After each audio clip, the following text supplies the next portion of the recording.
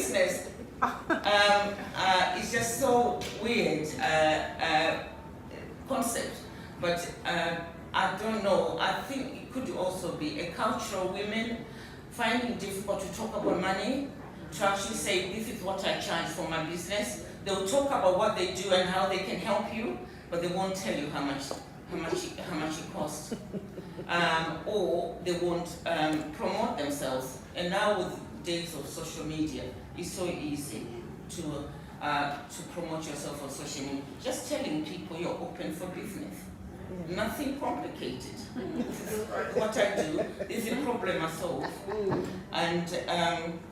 And just people are really, the concentration is so small because overload of information. So I always focus on the problem I'm solving. That's all. This is your problem. This is how I solve it, and this is how much I charge. And rather than a lot of people also I've seen making errors of focusing on themselves. Oh, I'm so good at this. I can do this.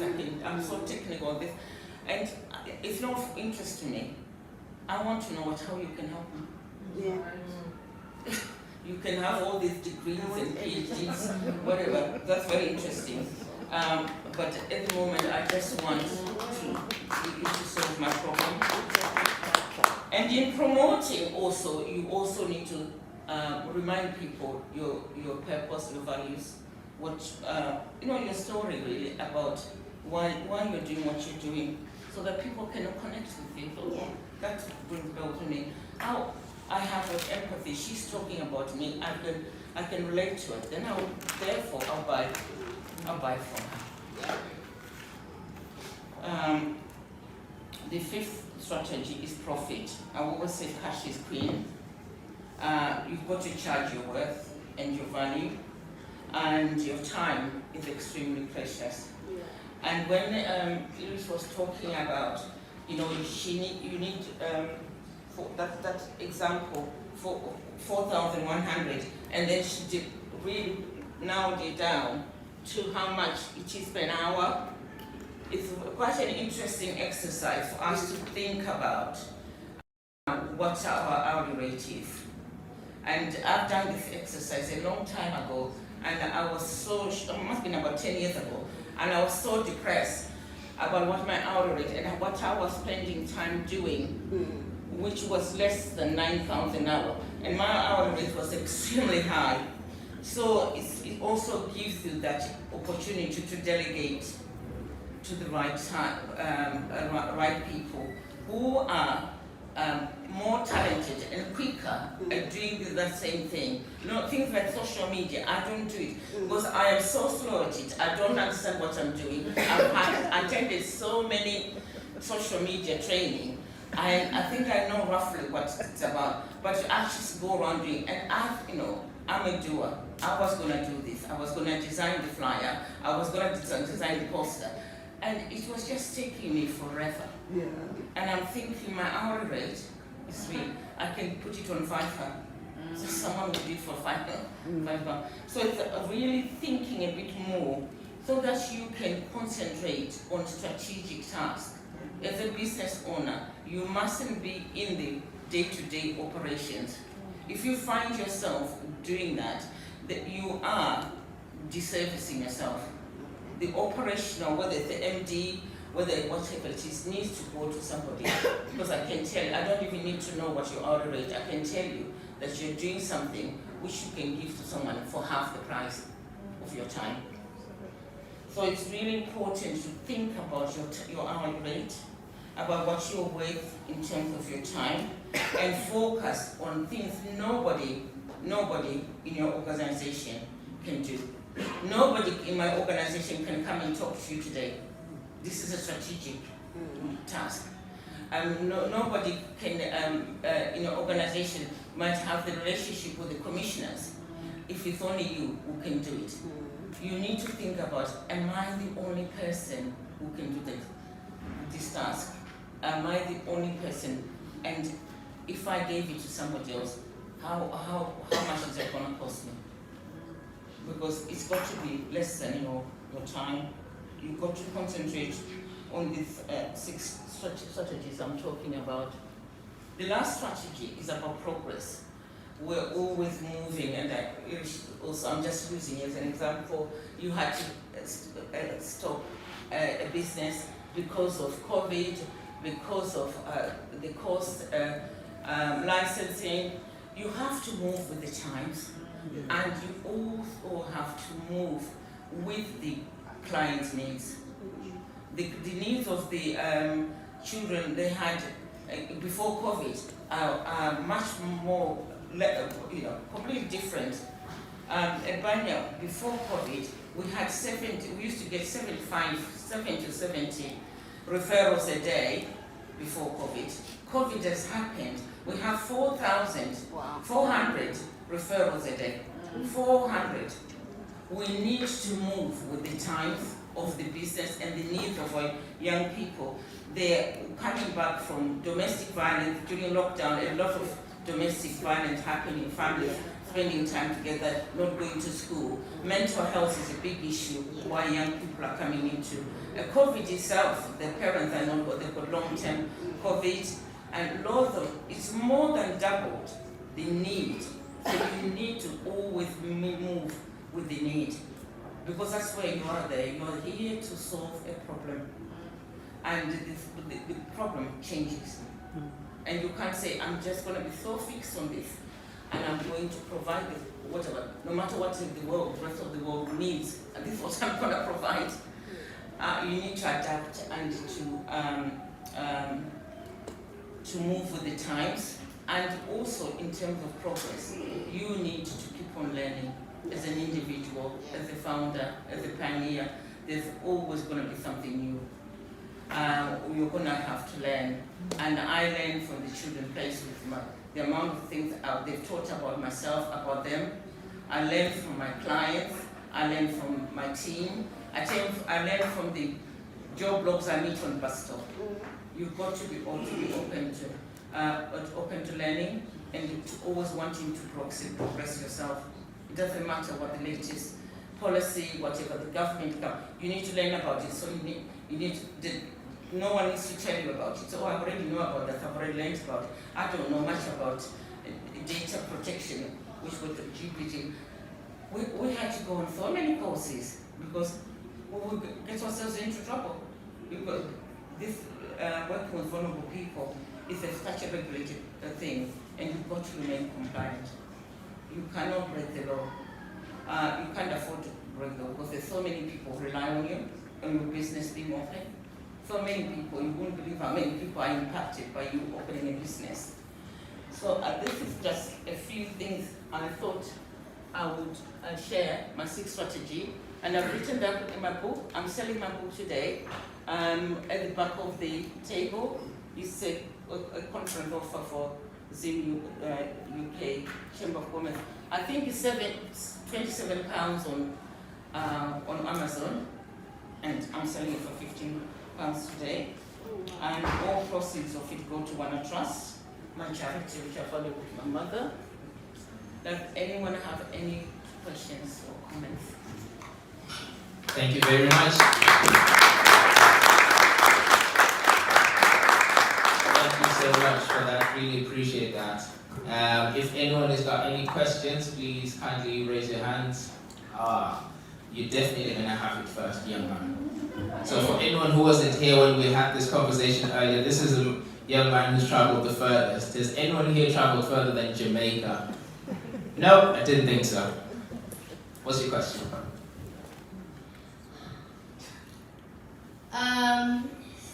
It's all about that thing.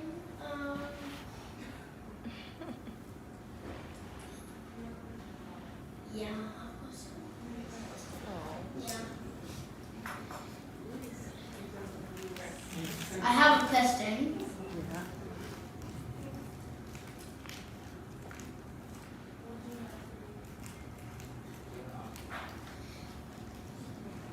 That is very good, and it's very well in your face. And you pray. Oh, that's brilliant. It's a compliment to you. Appreciate it. That was a very lovely thank you to you, just to let you know. Thank you very much for that. Okay, we'll take that question there. We'll give you 2 questions because that was a nice compliment first. So if you could kindly tell us your name, what you're into, and your question, please. Thank you very much. My name is Takwana. We're going to be launching Jumbo, the first of its kind 100% digital bank that's going to be focusing solely on the African diaspora in the next coming weeks. When you were introduced, I heard something that I think the weight of what was said was not really acknowledged by the room. You are managing a fund of over $1 billion. It's not every day that you hear that. So I just want to just say congratulations on that.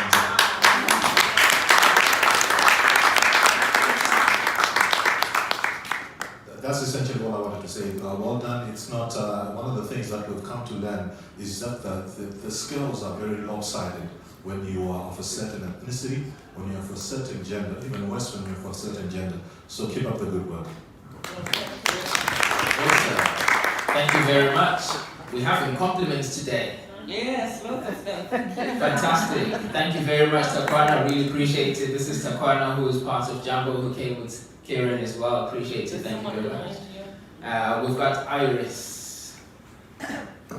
I wanted to find out how do I access this $1 billion fund? That's a big question. We're just about to launch it, so we will be publicizing once we've got how people are going to access it. Fabulous. Thank you very much. I've got one more question, guys. One more question. Mine is firstly to acknowledge the wealth of wisdom. You are so unassuming, you're very deep. You say so many profound things that are like, wow, I have heard this from my mentors. I don't know if anyone was listening. There's something you said about attitude, and you said you can have so many accolades, so many degrees, but if there is nobody up there, you don't have Ubuntu, the thing is not going nowhere fast. I want to thank you. I think if the room was listening, you did deserve an applaud. And I really just want to do that. Please, let's appreciate it. Mine is something that maybe you need to talk to me after. My purpose is to serve those who do not have a voice. And that becomes very challenging because you are torn in between chasing money. I can sell, I can do lots of things, but that thing will swallow me and not allow me. So it's really that finding a balance to find that thing that will resource the work that I'm doing. Maybe it's a big question that maybe you can answer me by myself, because it's the two, yeah. And I think it's a very interesting question, which I will try and answer in the group, because I think there's quite a few people in the group who have got the same question. And can I hear your other question? You said you had another question. No, I wanted to just add that everyone shouldn't forget what you said. I say this, I do mentoring, and that's something that I always say. If the dream does not scare you, if the vision doesn't give you butterfly, then you haven't, there is nothing there, there is nobody home. So that thing should actually make you feel, oh God, you are even terrified to tell people. I know when I tell people what is in here, sometimes they're like, really? Like, really? So I thank you for really brightening the dreams this afternoon. Yeah, please go ahead. Thank you.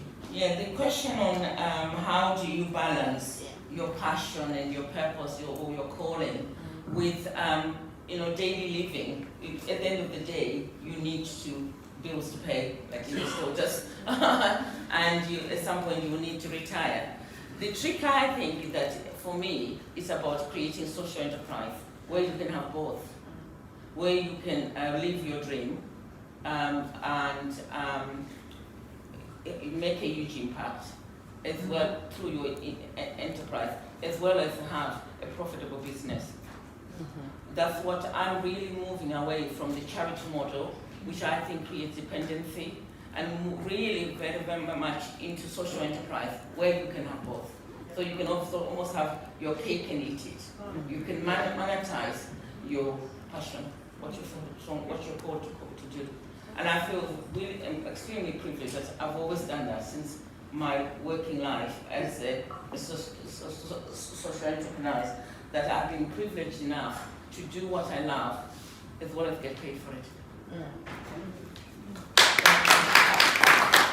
That's amazing. Thank you very much. Another round of applause for Nyasha, please. That is brilliant. So Nyasha is going to be here for the rest of the day as well, guys. For anyone who might have any other questions, again, some brilliant questions that have been shared, and also some lovely compliments as well from that table over there. Appreciate it. Thank you very much. Okay, so just to let you guys know, we're going to have some snacks served around the table, and we're just going to continue with the event just so we can catch up with some time that we've lost so far.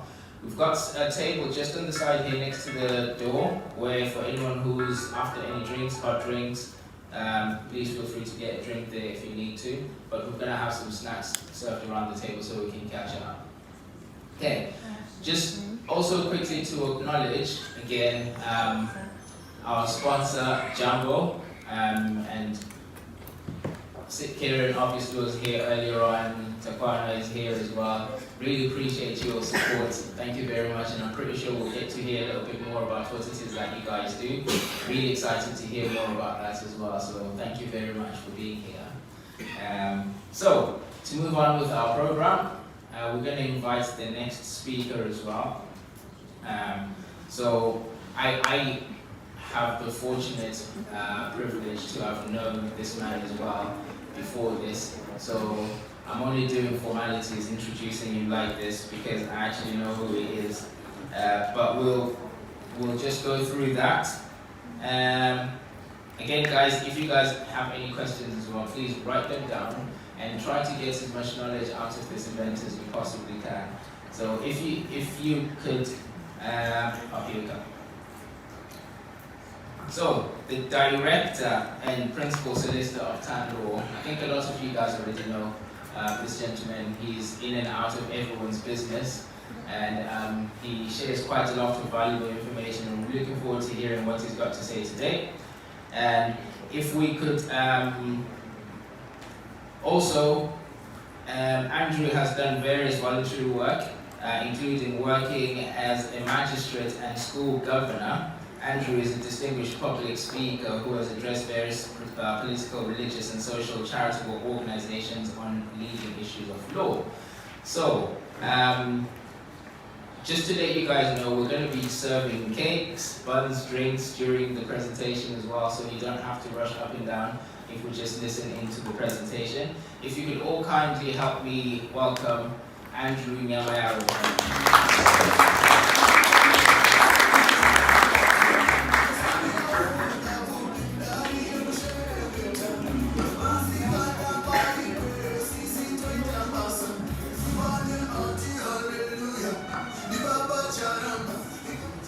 Good afternoon to you all.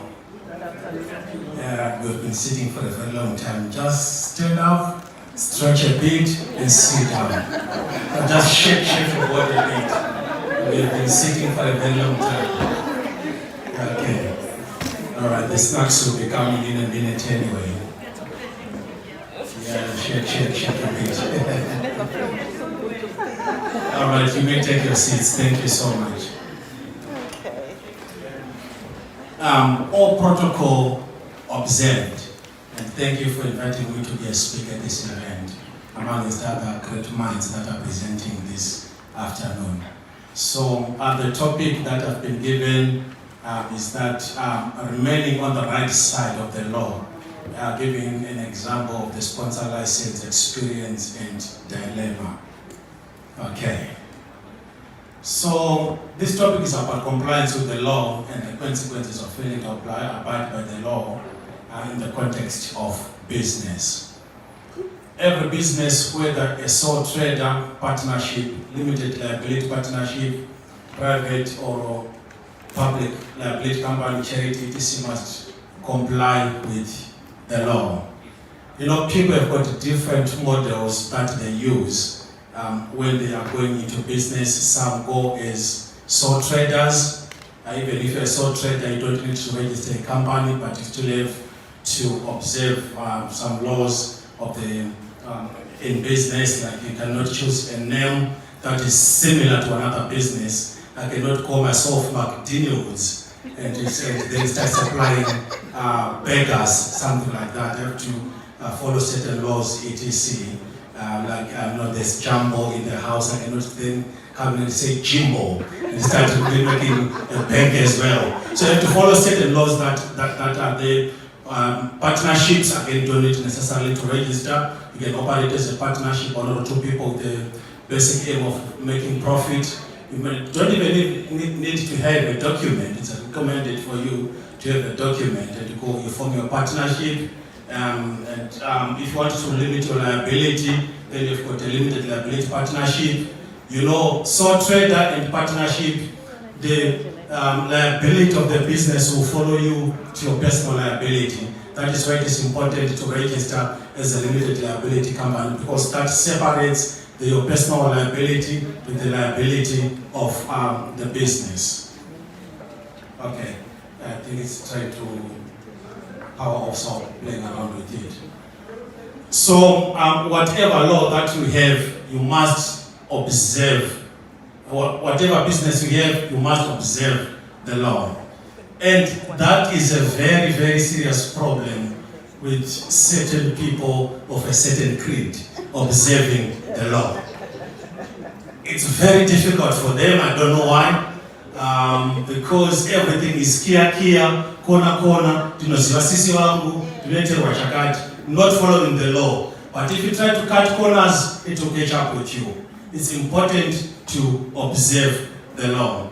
So when we speak about compliance, people always try to think compliance is to do with external agencies, such as regulators and so forth. But as they say, charity begins at home. So compliance starts within your own business. I go about a lot, doing a lot of audits on businesses for their legal structures, legal documents, audits on several things. And when you get to the businesses, there's no structure at all in the business. The office, there is no security in the office. Anyone can get into any office. Documents are on the table everywhere. There's no confidentiality. If they are working from home, they're talking about business in front of their children. It will be lucky if they will put on clothes, proper clothes too. They're still maybe in their pajamas and so forth.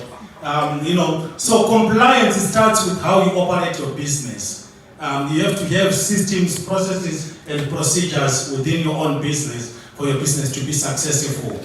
So, again, some things that surprise me.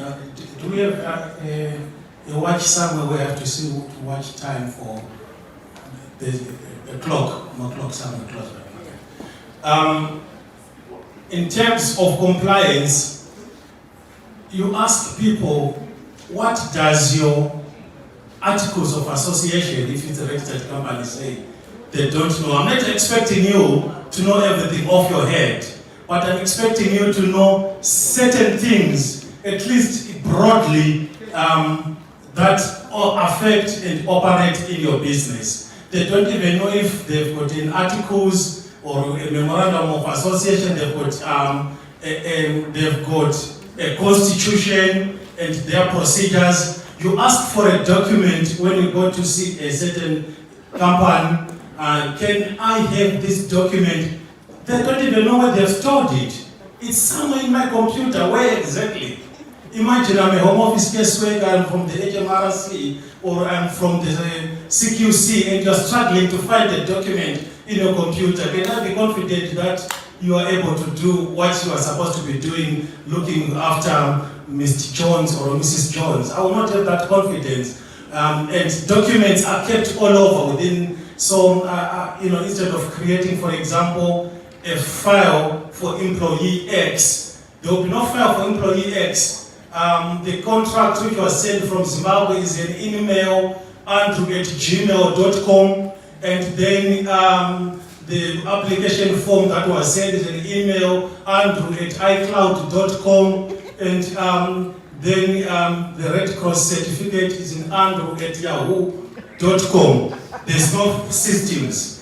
So that makes it very difficult for you to be compliant as a business because you're not having a proper system. So compliance means that a business should have proper systems, processes and procedures. It's a topic that Nyasha has touched on one of your points, and also Chuara was talking about when we were speaking about GDPR. So some of the documents, important things, you should be able to identify, to know where they are in terms of your business. You should have your own internal compliance. Know about your association or articles of association, due to meetings, for example, if your association document says you have to do an annual general meeting every year, do you do it?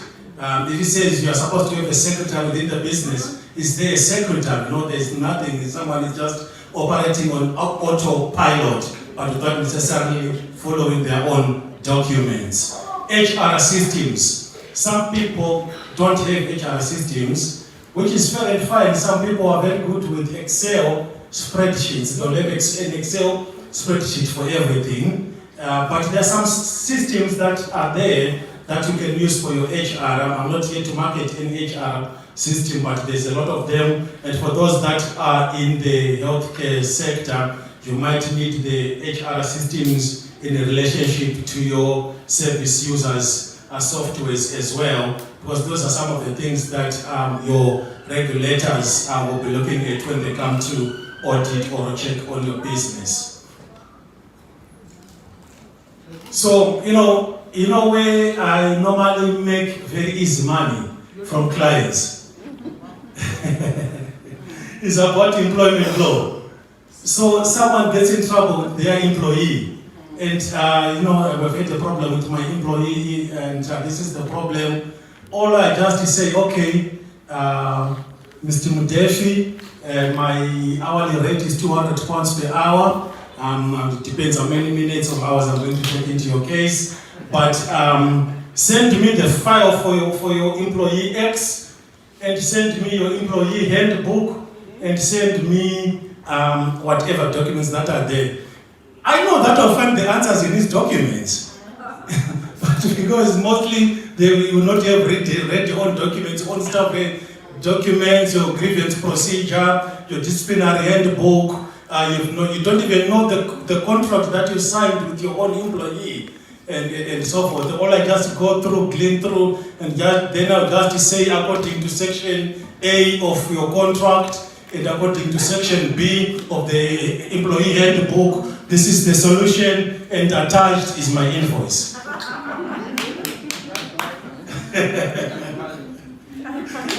Nothing like that I would have done there, simply because someone is not being compliant or checking their documents and so forth. Like I said, there's so much information out there, but at least you have a know-how of what is happening in your business. And if you are not complying and not knowing what is happening in your business, employees are very good at noticing those things. If they notice that you don't check if they've gone to report to Mr. John's house to do their care or whatever they are doing there. I've had situations whereby they will start logging in when they are in their bed. Yeah, they will start doing all things because you don't have a proper system that is there for you to check things that are happening. So internal is quite important. Having your own financial policies, health and safety policies, etc. Something that surprises me or that interests me when I'm dealing with clients is that most of these things that I'm talking about, it's not like you don't have them. In fact, you've got too much of them. Because you will find that someone has got a subscription with Peninsula, someone has got a subscription with the Citation, someone has got a subscription with the Bright HR, someone has got a subscription with the PASS, and 10 subscriptions. But none of your documents are personalized. So what those big companies do is they will send you, okay, you've signed with them, they will send you a bundle of documents, 1,000 of documents, but they're never personalized to your business. Then they will say, okay, who's the compliance officer in this business? It's John. So John has got that responsibility of then personalizing each and every document. But because John is busy running, doing calls outside the business, or is doing accounts or something like that, it's never personalized. Then you've got contracts that are never personalized, there are policies that are never personalized, but they are all there, and you are paying. If I calculate how many an average, for example, K business pays in subscriptions per month for documents or policies that they don't use, it's over £700 a month. People just paying subscriptions, because they went on WhatsApp and someone was recommending company X, then they took it, then they went on another Zoom meeting, someone recommending Y, they took it, and then they had that if you want to deal with immigrants, you have to include this clause, and then they took that clause from this contract, from this WhatsApp group, then they mix up that contract with another WhatsApp group contract, and 3 contracts in one. When you follow it up, it doesn't make sense. So it's good to be compliant. Things like shareholding agreements. Shareholdings are very important if you've got other people in your business, and it always becomes an issue between families and friends. When things are okay, me and my friend P, we can always get into business. We don't agree on who has got how many shares. What happens if we fall out, and if one of us dies and so forth. Then all of a sudden, that relationship is finished, and now the shareholding is now facing a problem. That's when issues start to happen. Or brother and sister, and now you want to go for mediation to your mom and your dad, but they can't meet in these matters because now there's so many issues. So it's important in compliance to have all the documents. Even if you are dealing with people that things to happen in life, make sure you've got all the documents that you require, shareholding agreements, director's contracts, all the documents that are required, the environment that you work in, organizations like CQC, they can come and inspect you and say, show us how you keep people's details. Do you have a lock-up room where it's locked and safe? How do you get into your server? So many times I say, the people would say, can I give you my login details? I say, no, I'm not going to have your login details. This is login, no. Because you're breaching GDPR straight away. You're not supposed to share your login details. Even if when you keep your login details or some login details on your computer, make sure that there is maybe authentication that is required and so forth, because if that is not on there, someone can come in and log in and get access to information that they are not supposed to have access to. So we need that. So compliance really starts from your company. It starts from you. Are you compliant yourself? Do you observe what you have said? Because if you cannot do it yourself as the employer, how so is your employee able to do it? And how are you going to monitor them? So it's important to make sure that you've got internal compliance. There's a lot of things that surrounds compliance that picture is trying to show. Then we have got external compliance. For those people that have registered with Companies House, you've got Companies House obligations that you have, some partnerships as well. If it's a limited liability partnership, you can register with the Companies House. If you're a sole trader, again, rules apply to you. Some of them from the Companies House, like I said, one of them is having a name that is not misleading and a name that makes sense in a way. So you have to follow up those. And again, in April, there was quite a number of changes that were introduced by the Companies House. So you might have received an email from the Companies House, or you might have received a letter, but it's now compulsory for every company to register an email with the Companies House. I don't know if you're aware of that. And it's now also compulsory for every company to have a physical address, because previously they were accepting a PO box address. So if you've got a PO box address in the company's house, make sure that you've got a physical address and etc. Just check some things that have come with the company's house.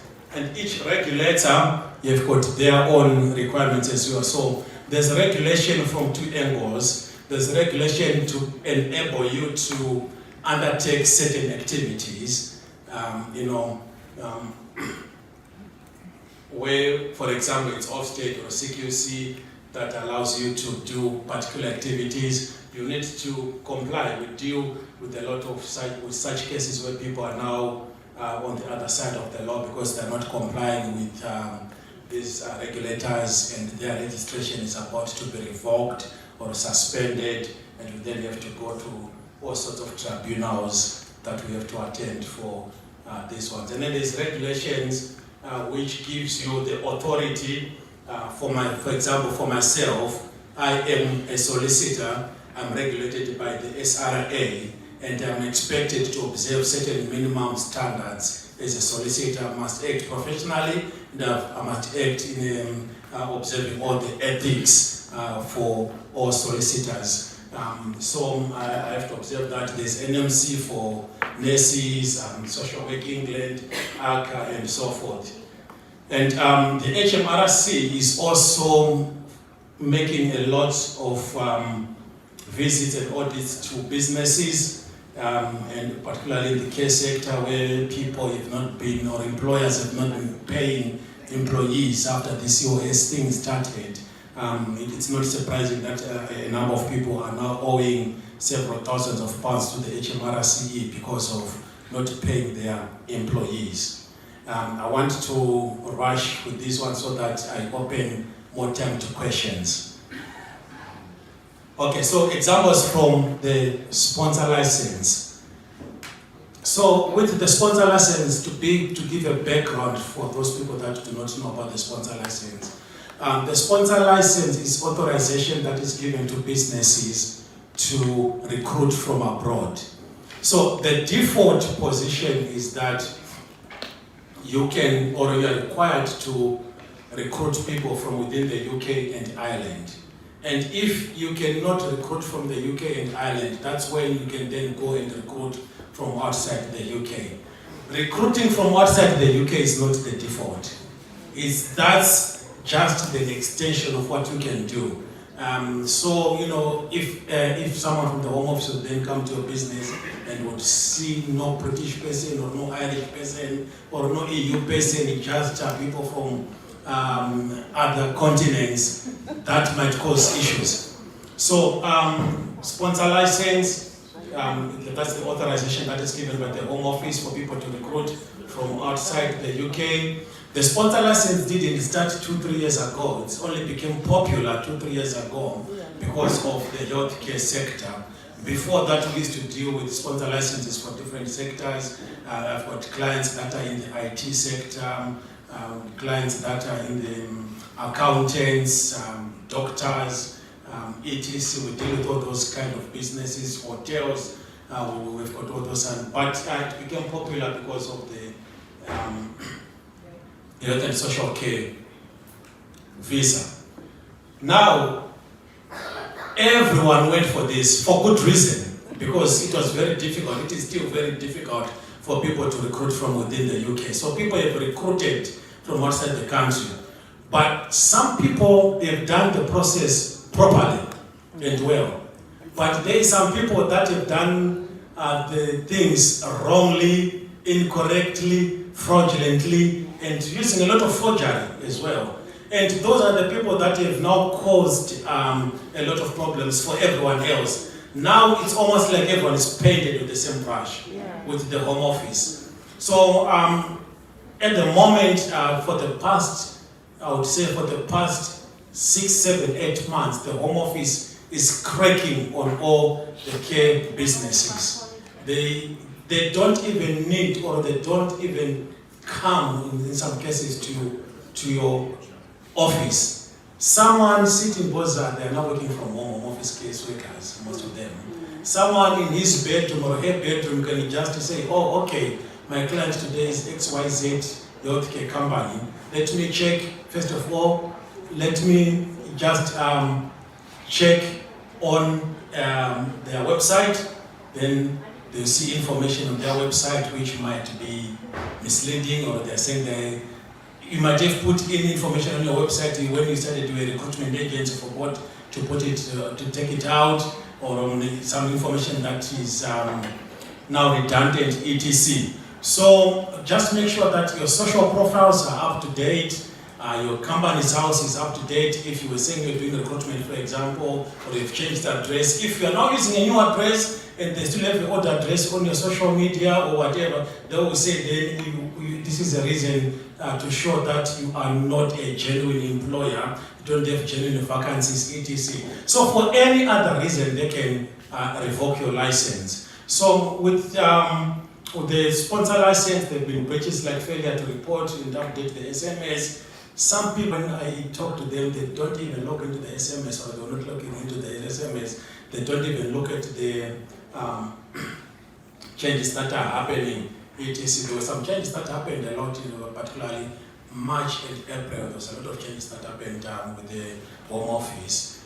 Failure to keep records. I'll give you an example of people keeping records all over the place, and failures to pay employees. This one would require a full day in itself, because people didn't really know, for example, what is the start date of an employee working. When the start date originally was the date on the COS, and then it becomes the date when they are given the visa, and then you have to change it to through the SMS to the date that they're actually starting, if you are going to push it further by not more than 30 days and so forth. But people were not doing that, and then when the Home Office comes, even for 10p, if they think that you've underpaid an employee with 10p, that is a ground of mandatory revocation of your sponsor license. They can revoke it. So if you are in such a situation, you need to review your circumstances. Then there is modern day slavery, professional ethics, and fitness to practice issues, etc. Okay. But assuming that the Home Office or your regulator have found that your systems are not good, or they found that they are minded to revoke your license or authorization, that's not the end of the road. Normally they will write to you that this is our position, can you respond to us? They will give you a time frame to make representations, whether it's the CQC or the Home Office or the HMRC, they will give you time to make representations. If it's the CQC, they're looking at maybe even your fitness to practice if you are with the NMC and so forth. You can do representations, you can then do an appeal if it's appealable. You can do judicial reviews. There's at least 2 successful cases that I'm aware of that have challenged the Home Office on the sponsor license. Then you can reapply after a cooling off period. You might be ordered to pay fines, or you can go through mediation, or they can put a stay on their decision. Okay. Any questions? Do I still have time? For questions, yes. Or anything else, no. Okay. I thought I spoke 2 minutes. That's the problem of keeping a lawyer microphone. All right. Firstly, thank you very much to Andrew. If you could give him a round of applause, please. Thank you so much. Yes, we know what it's like when we're talking to lawyers, but that was some really, really, really important information. And again, we're going to try to give 2 questions for anyone who's got any questions. 2 questions. Of course, Iris has got questions. Ask for a friend. I would say That's a good to one. Bridget, ask for a Facebook friend. Okay. I just wanted to ask, a lot of people, providers in the health and social care, have brought in people, and unfortunately they've not got the hours, right? They can go maybe 6 months without any hours to give that employee. What is the legal, mandate to, because there's a bit of a debate on that. Are they supposed, as far as I'm aware, they're supposed to pay them from the day they're eligible to work in the UK. So if there is hours or there's no hours, they're supposed to get paid. Is that correct? If there's a debate, then I want to finish off the debate. And the answer to finish off the debate is that as long as you are still employing that person, you are obligated to pay them, whether or not they are working. You cannot say because they are not working, I cannot pay them. You are actually incurring a large bill in terms of salaries if you are not paying them. You are supposed to pay them. Two options that you have then. Option number one, you can continue paying them. Option number two, offload them. And some people don't want to offload the employees for various reasons. Some because they've employed relatives or relatives or friends. There's some social connection of some sort and they don't want to do it, or some are now feeling sorry for them. But if you are going to do it the right way, pay them or lay them off. In fact, terminate their contracts because there's no laying off with the COS employees. Thank you. We'll take another question here. Lay them off, people. Let them go. Thank you for the presentation, Andrew. Just want to find out about how much you charge for an internal audit for an organization and how long the process takes. I also have another contribution that I wanted to make to the previous question, if the MC will allow me, but I'll let you answer that. Okay, so if I am to come to a business to do an audit for the home office, our fee is clear. We charge 2,500. We will start communicating with you at least a week before.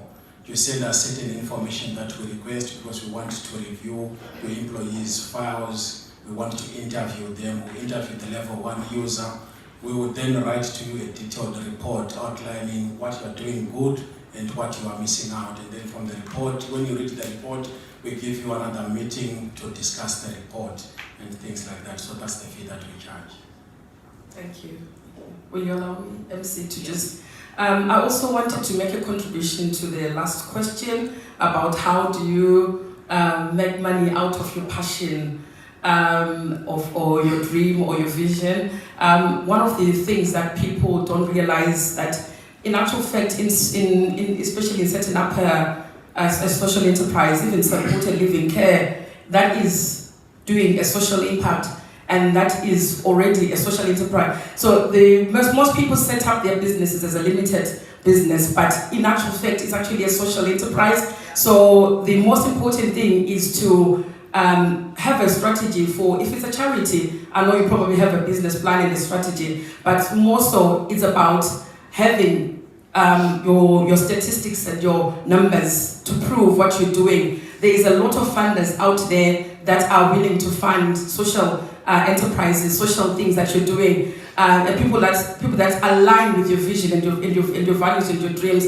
So, for example, somebody might have been abused while they were a child, and they've been left a big sum of money by their parents or their thing. So there is a lot of other funders out there that align with your dream. So the first of all, is to find your local voluntary sector within your local authority. So some authorities have like a chamber of commerce, so that's where you can start from, but you can also let them know that this is a social impact business. So then they will direct you to the voluntary sector where you can get funding from, setting up your website, setting up your business plan, everything. So there is a lot of money out there here in the UK for people that align with the visions and the dreams that we have. But we think that if I start a charity, then I'm not going to be able to make money for a living. And yet there is a lot of money that is lying out there. People have been left a lot of legacy money that they want to spend in the dreams that align with their dreams. So if you want, you can come and talk to me. I run a social enterprise. I look after women that are fleeing from domestic violence. From that, we've actually grown it into a housing association. I was a little bit disappointed that I didn't ask those that are running housing associations to stand up. But that's just started from looking after women from domestic violence, only because I have got lived experience from domestic violence, and I've grown it into a business and then graduated it over the years. So thank you so much, everyone.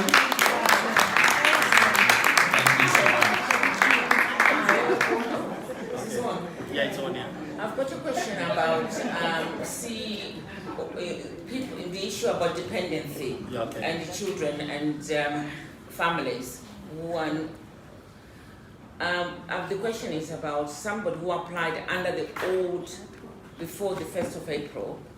Can they bring their dependents? Okay, so for those people that applied, that's at the 11th of March. Those people that applied by that time or were granted visas by that time, the 11th of March, and this is specific to the healthcare sector, your person would assume, then they can bring their dependents as long as they remain within the same sector where they were working in.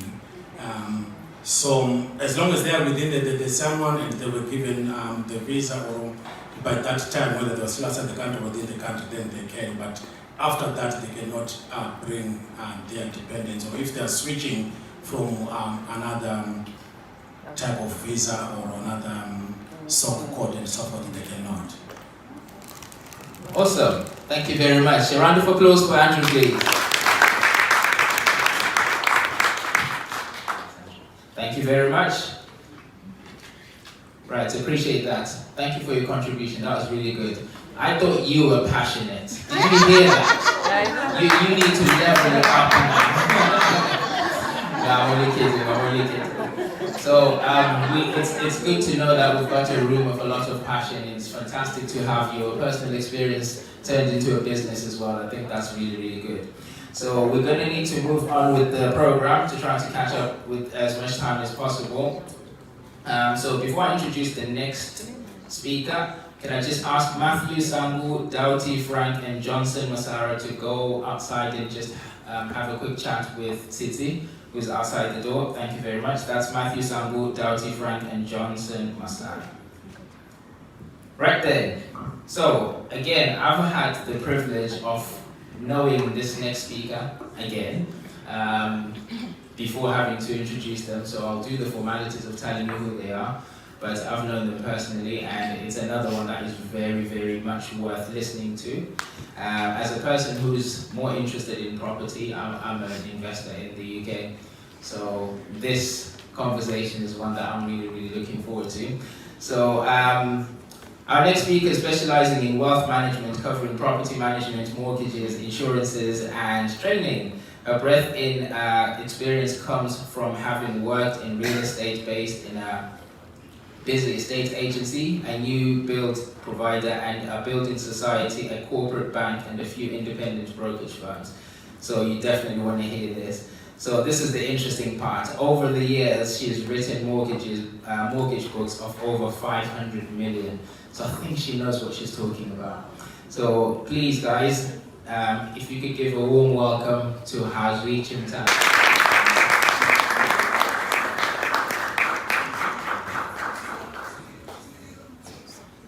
Right, thank you.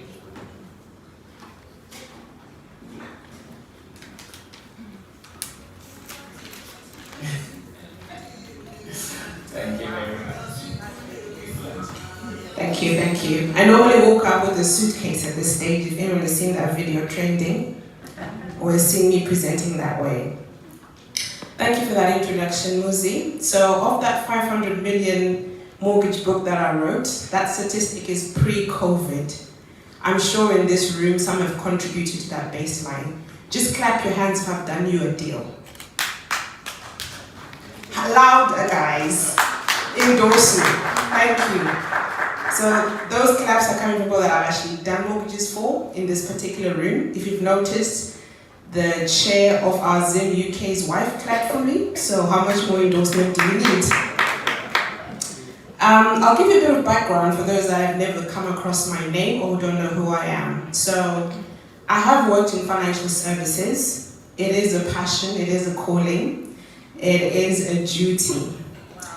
So I started working in financial services from 2004, so do the math.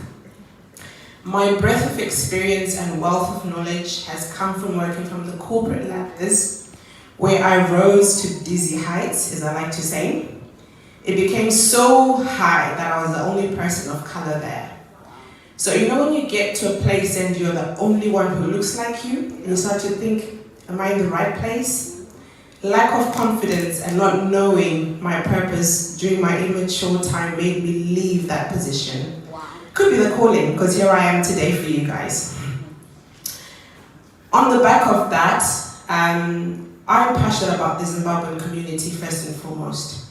So I think I had to leave the corporate world to be in my community.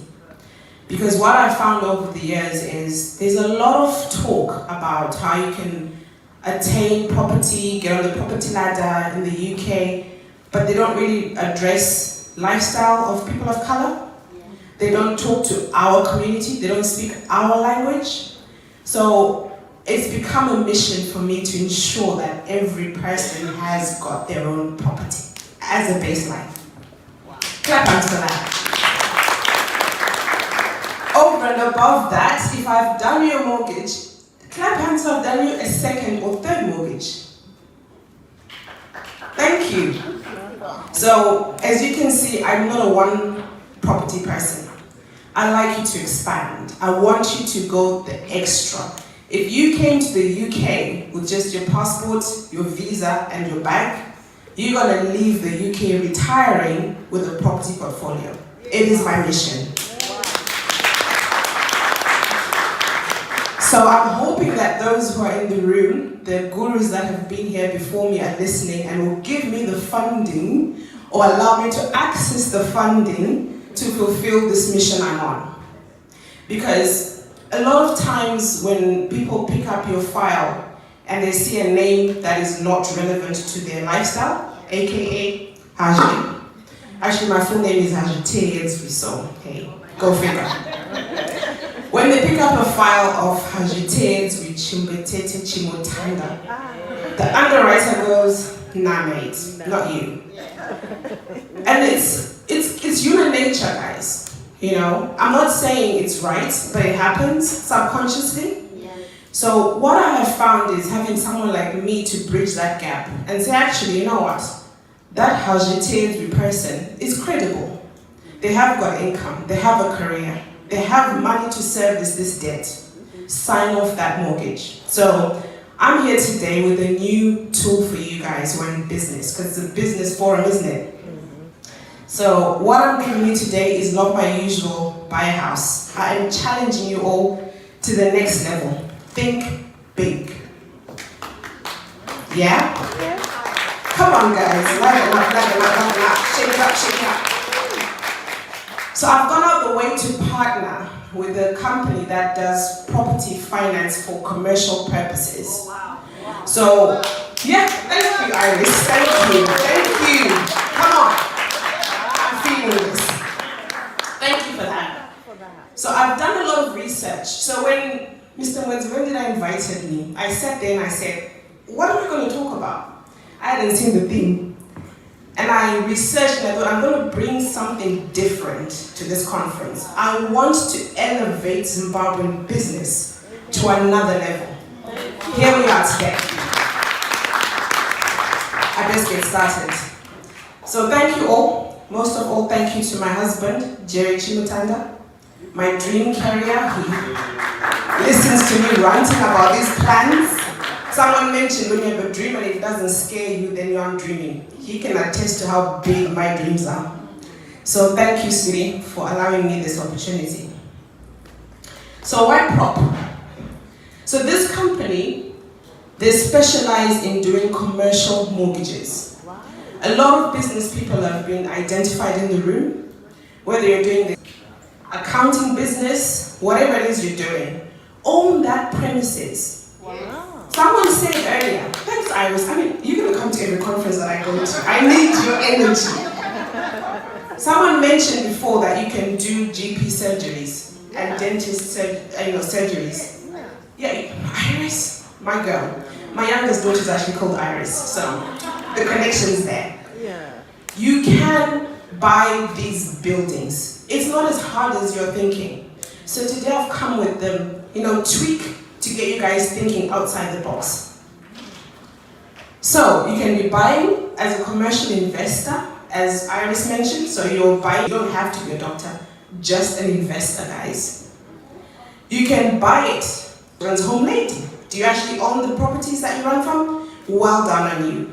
I'll get you an expansion plan on that. I'm going to see you later. You can also look at semi-commercial. So this is where the rent-to-rent guys love. You have a shop underneath, and then you've got flats above. Yeah, very ideal. 2 bits of income flowing in. Debt consolidation. It's been a tough few months since this trust. I mean, I'll say it. The girl came and the girl wrecked things. So a lot of people are going to be in debt. It's a fact. When you want to consolidate your debt as a business, you can also raise funding through this way. Or you want to expand your business. Care home lady, expand your business. So this company called Prop, if you want to look them up, I've put some merchandise around.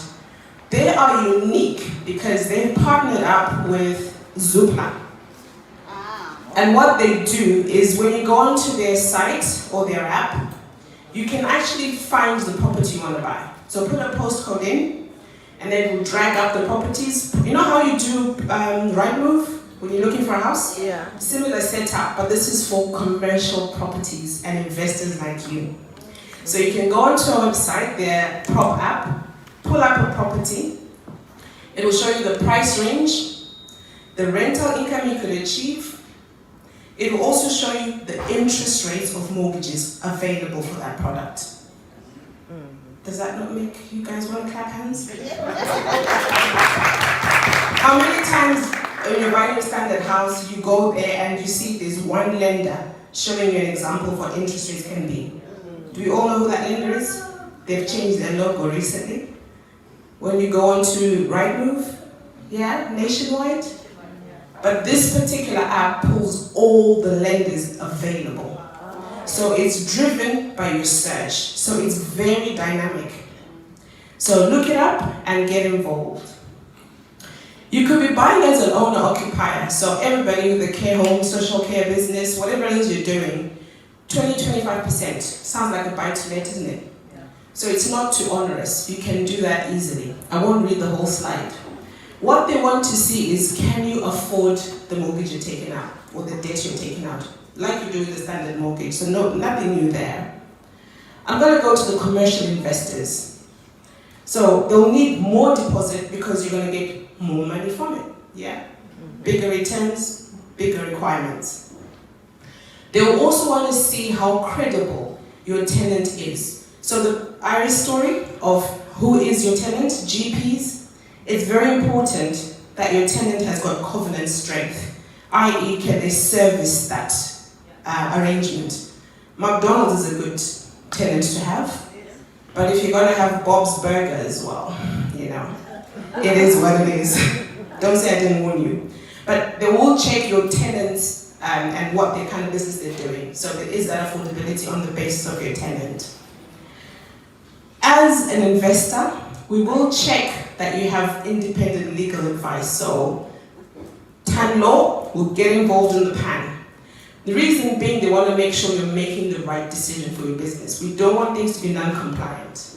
And make sure you're not being forced to do something because your friend has said, let's do a care business, and then you're just suddenly buying a property without understanding the legal implications for yourself.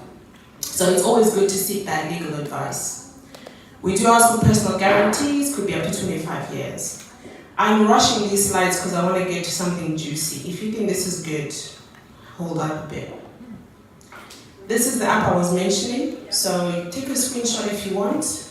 It is driven by the property search type, the valuation. You can pretty much look up any house or any commercial property that's on sale.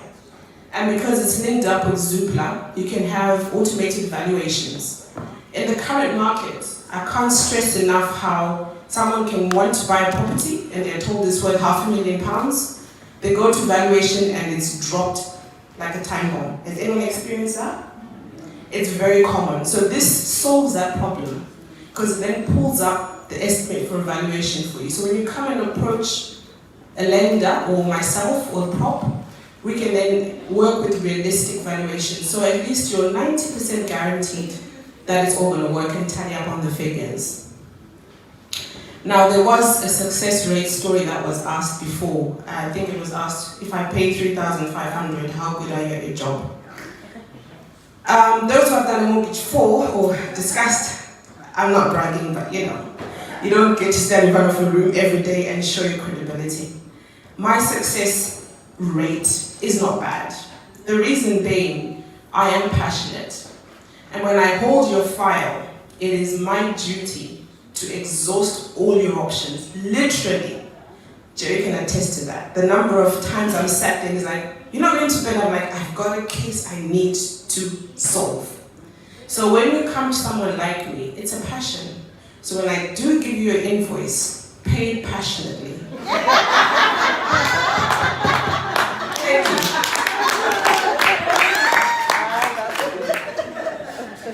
I'll rush through this case study. So we know how we're talking of generational wealth. I've deliberately chosen this because our community is not quite there yet. But this is where I would like us to go. I'm aspiring us for getting there. So this family had a Chinese restaurant, quite common in every high street, I guess. Mom and dad from China, first generation, pioneers, you know, generational breakers, the lot, had the restaurant. Mom and dad don't live forever.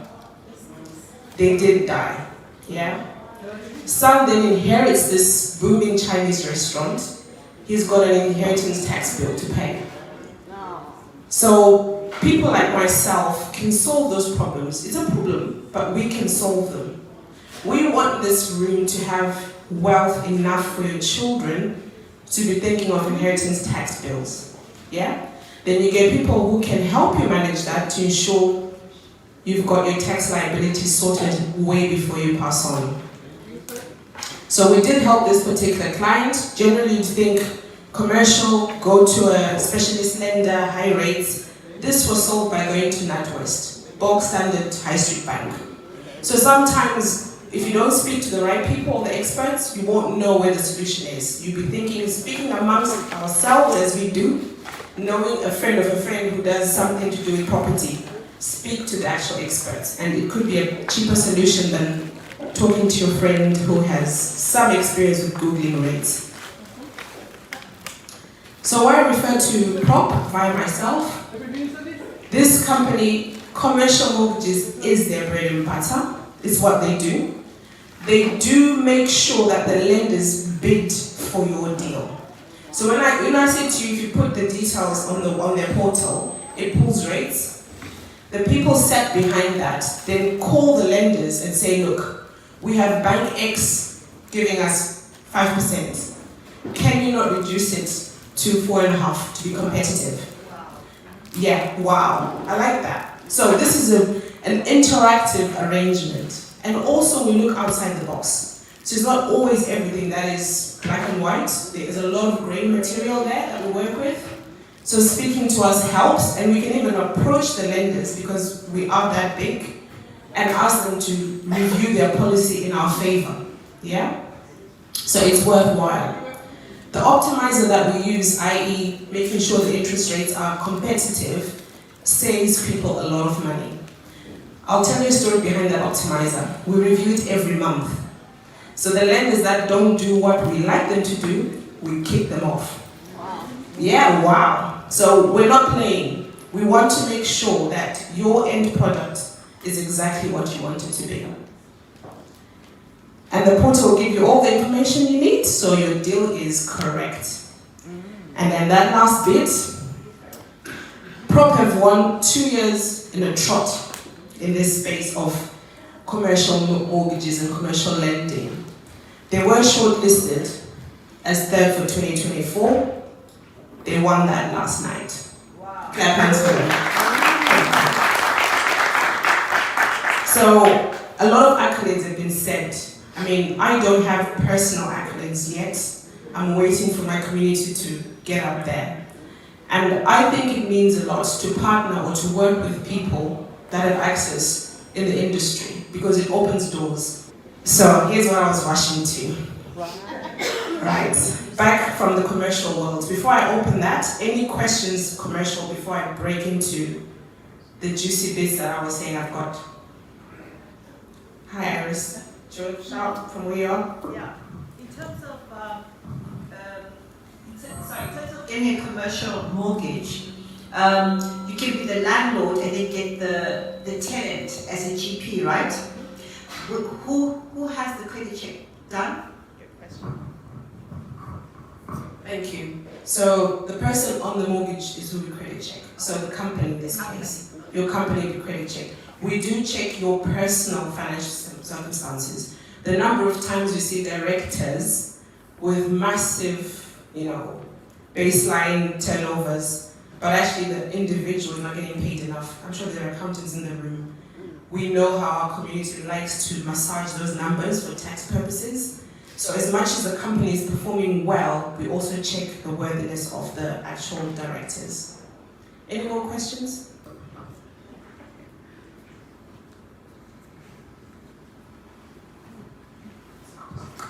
I wanted to ask you a question. So when getting a mortgage, normally the biggest challenge is proving your credibility. So for example, if you're a buy-to-let investor, then you can show that you've actually done like buy-to-let. So if you're a commercial and you've never bought commercial property, how do you show your credibility? Great question. So it depends what business you're going into. So I gave an example of McDonald's being a tenant, right? We all know how good that tenant is. Yeah, I'll use them as an example. But if you're going to go into a business where you have no experience, someone like myself who's not into the care business, and I decide to open a care home, the scrutiny will not be in my favor because I don't have experience in that. There's a lot more fences to jump. However, if there's a good business plan and a good case, nothing is impossible. They'll just do more checks on that business and the credibility, but it can be done. Just like as a first-time buyer, you can have a buy-to-let. I'm sure you all knew that. No? Okay. Yeah, brilliant. Right, I'm going to move on to this part, foreign nationals. I said I like it because, look at me, I was once a foreign national. So I understand and I can relate to this group of people. Now, COS, famous at the moment. When I say foreign nationals, this is in the lending criteria, guys, not in anyone who's a foreign national in the banking system. You won't have permanent residence or settlement status or citizenship. So you're on a visa, good old COSs and everything else. So you're viewed as a foreign national. You can still access finance. Does anyone know how long you need to have been in the UK on a COS visa or any visa of that nature to actually get a mortgage? No. Shout out any number. 2 years. Less than 2 years. A number is a number. 3 years? 2, 6 months? Okay, I'll stop there. I've got 2, 3, 6, 5. 12 months. No way. Yeah, No way. jaw drop. Does anyone want to guess if that's a specialist lender or a high street bank? Yeah, a high street bank. I'll repeat. So you can, on a visa, having been in the UK for 12 months, you can access a mortgage with a high street bank. Now the icing or the cherry on the cake, guess the amount of deposit you need. One, just a number, loudest voice wins. A lot of numbers. I'll come back to that. It's actually 10%. Now there's a lot of numbers flying. I'll come onto that the slide later. But you can access a mortgage with just 10%. It's still quite good, guys. I mean, Zimbabwe I know is 25%. I'm not, yeah. But you can access a mortgage with 10% deposit. And all they will need to check is a few things. So it's doable. In the last 6 months alone, I've written mortgages for about 5/6 COS families. Okay. And it's by faith. They've come to me after they've met other people that have said it can't be done. And this is why I like to say, I can do all things. So, thank you.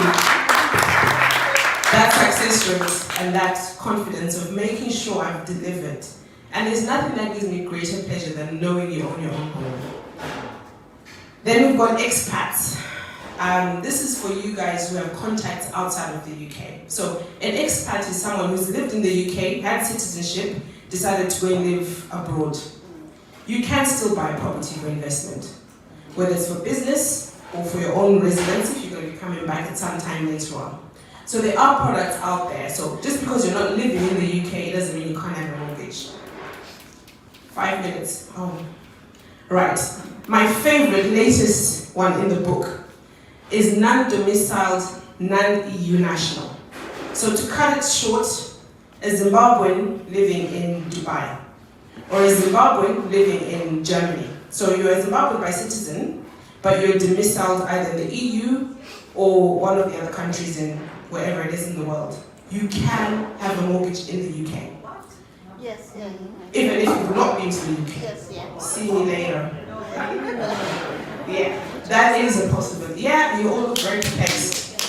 So that is a good one. You know, have you heard of it? Yeah, I've heard that you can buy a property, like for example, if you are a UK citizen, you can go and buy a property in South Africa, but just that countries have different sort of like regulations in terms of who can buy and who.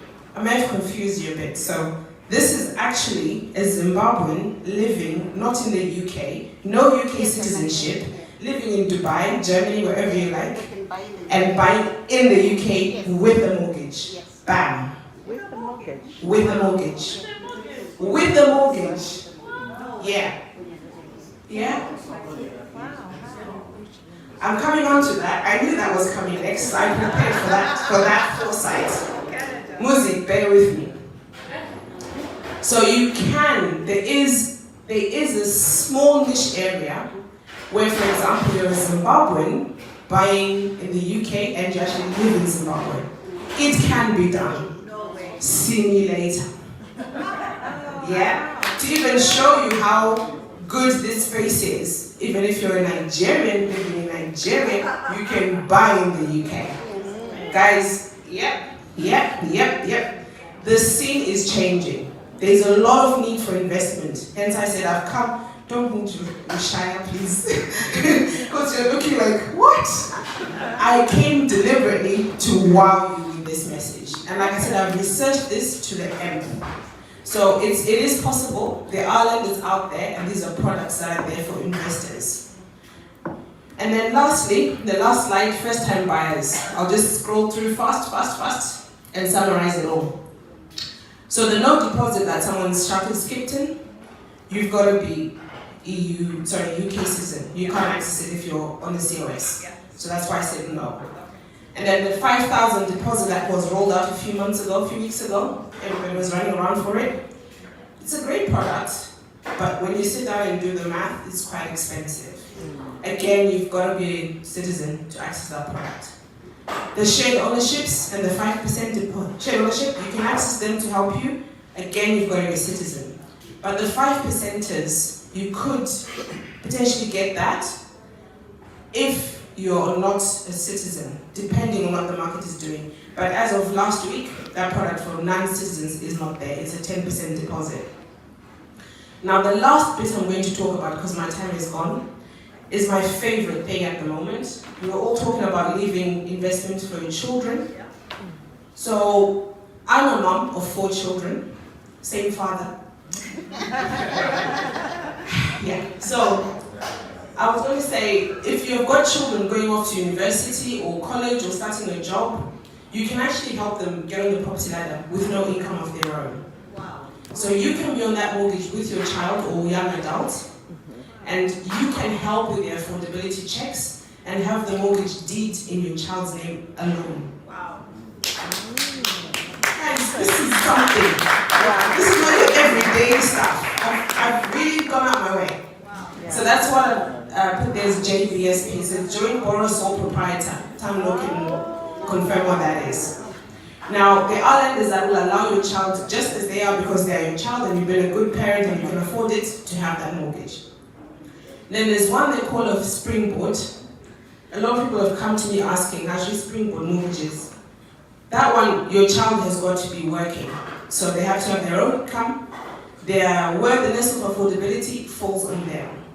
But you can put down 5% deposit for them, into like a savings bond for 5 years. So they don't get to put a penny. They get 100% mortgage. Ever mentioned 100% before? Yeah? So these are tools, specifics. I'll put a caveat at the end. I'm not giving you mortgage advice or financial advice. I'm giving you tips and hints on how to better your lives. Yeah, speak it up fast. So that's pretty much what I came with today. But my focus was the investment side of making sure those businesses start to own that piece of land, that building you're working from. So thank you very much, and I shall leave for one question after that. I'm going to give them the mic, thanks. Thank you very much, Haji. Another round of applause for Haji, please. So we've got one question, unfortunately, but Haji again is going to be around. So for anyone else with any other questions, please save them. Your name and what you do, please. Any question? Okay, my name is Hilda. I'm in the health social care business. I just checked the portal and I realized that there is property auction finance. Yeah. Is it something that you do? Because I also checked that on where those commercial properties that go through auction, they are cheaper than buying them on mortgage. So I wanted to check whether it's something that you do. It is bricks, mortar, I will do. And one last thing, where I'm going with this, I'm hoping that next time we meet, there is something for our community, because a number of times we have monies transferring to Zimbabwe, they're being questioned by underwriters and banks. I would like, as I saw Jumbo coming up, I'm curious to know how your policies are set and if they do work for us. So I'm really excited to partner and wanting to see more of us in the room. Thank you very much. Thank you very much.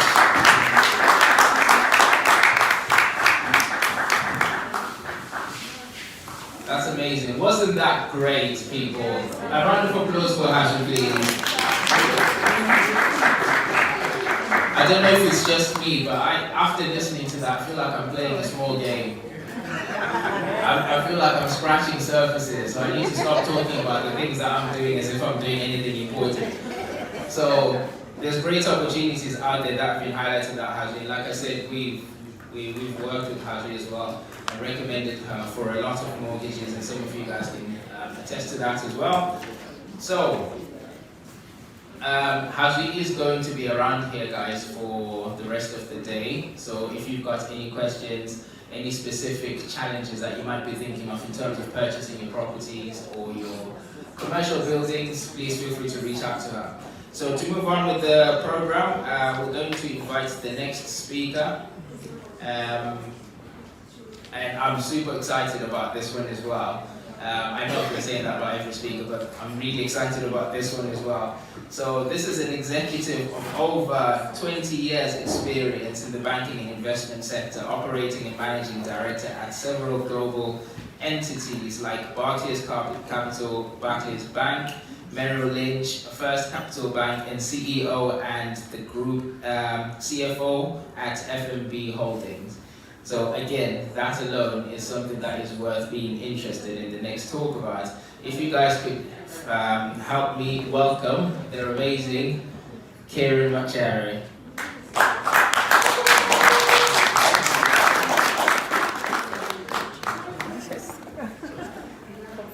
Thank you.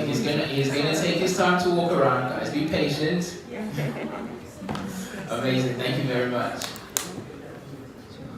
Thank you. Thank you. After an introduction like that, I can only fall flat. I better get some water. Excuse my voice. I picked up this sort of thing earlier in the week. I don't know what it is. But thank you for the opportunity to talk today. I've been given the task of talking about thinking ahead, investments and wealth creation alternatives. I think a lot of that's already been done. I feel a bit redundant. We've had a brilliant talk on property, we've talked about social care and how we can invest in that. So let me talk generally about where my own personal experience as as the moderator said, clearly have been around for a few years, and I've worked in many large institutions. So, you know, my experience of investing is very much from a personal perspective. And when we look at it, thinking ahead, when we talk about thinking ahead, that's fundamentally, in my mind, what the basis of investing is. Whether you're a business, whether you're investing for yourself. And my own personal journey started really seriously investing when I was in my 20s.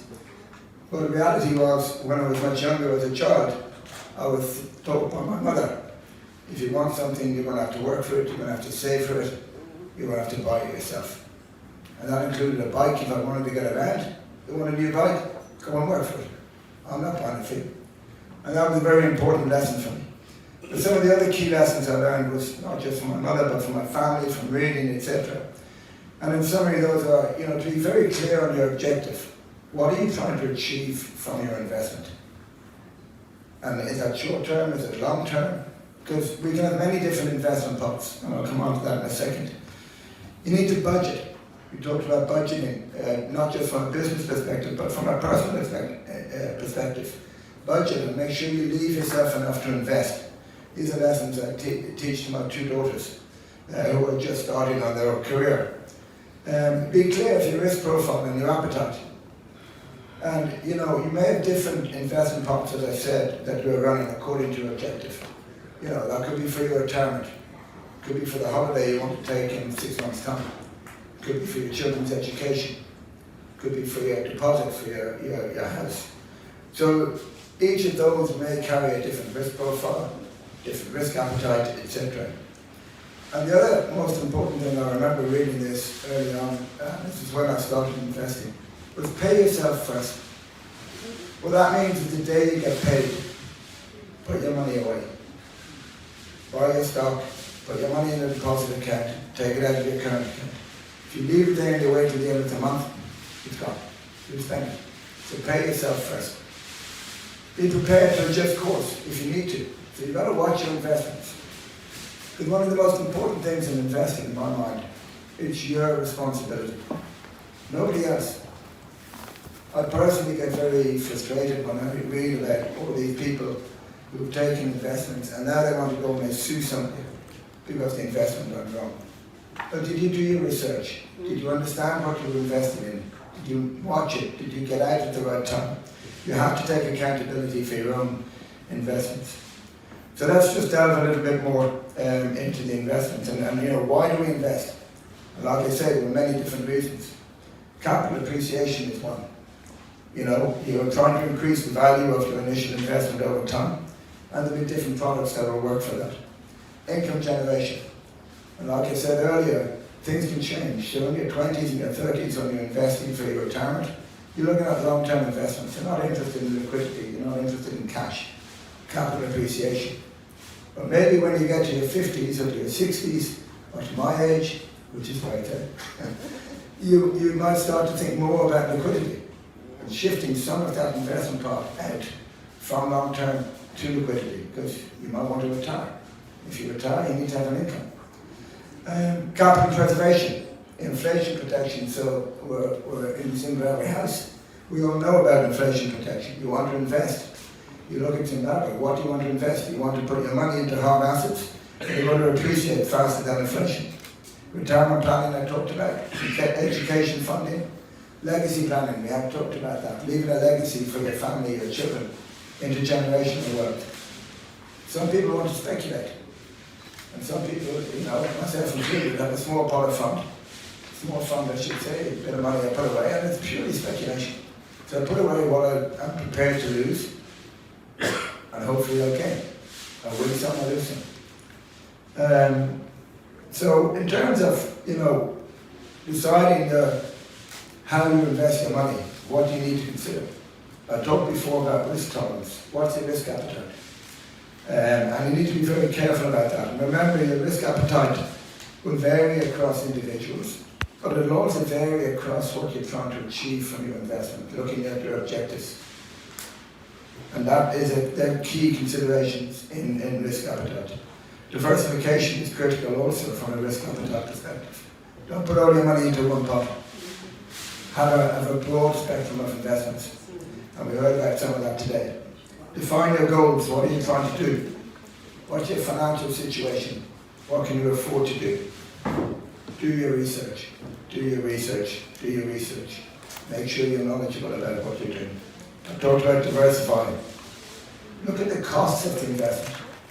Usually investing has a cost. We've talked about property. Property has a cost. Stamp duty in the UK. There's a cost to get in, there's a cost to exit. Be aware of those. Make sure you've done your research and done your maths. The tax implications, absolutely critical. Some investments are better from a tax perspective. What you contribute to your pension fund is tax deductible. They've removed the limit on pension funds in terms of what the lifetime limit, I should say, and what you can invest.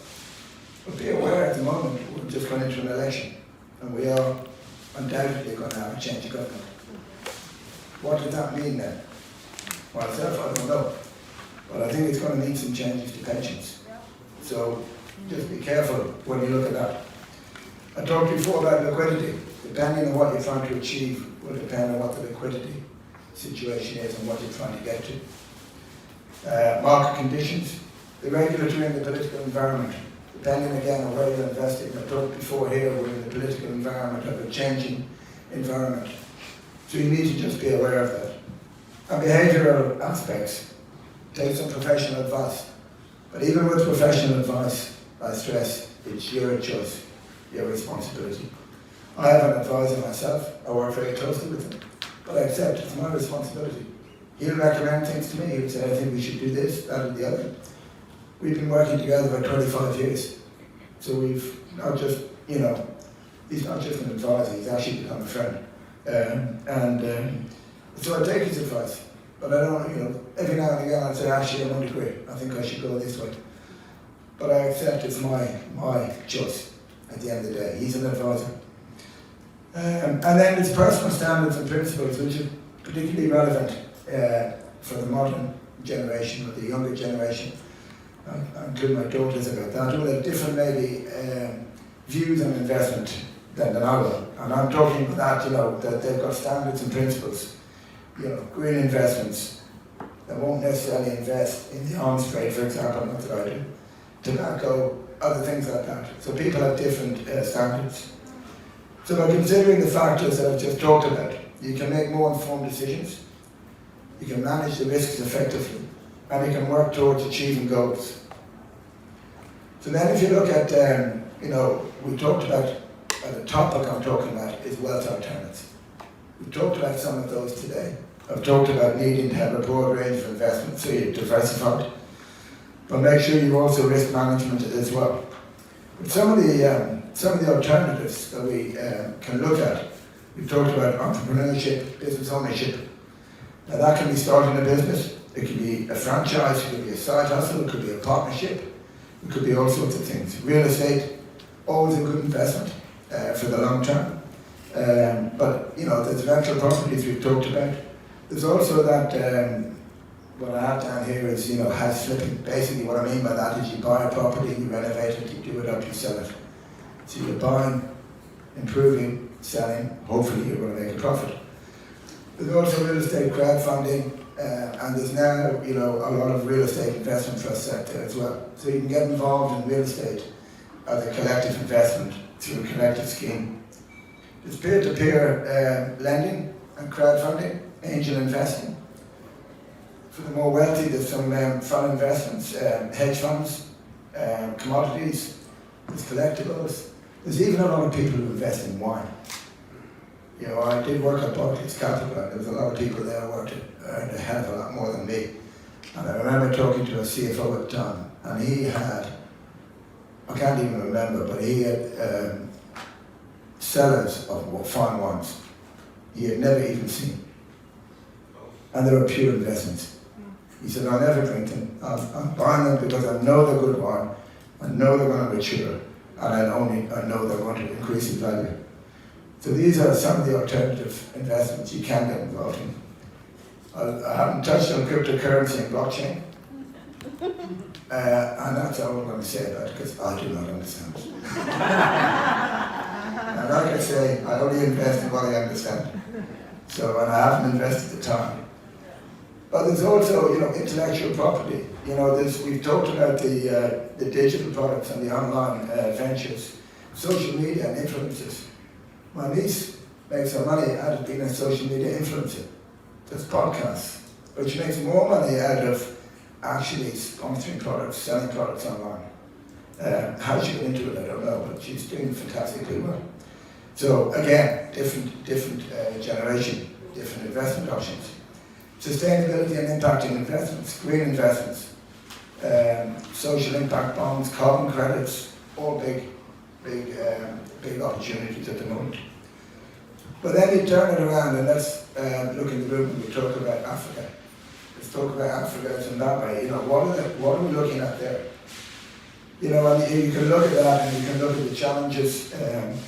But challenges create opportunities if you're careful about them.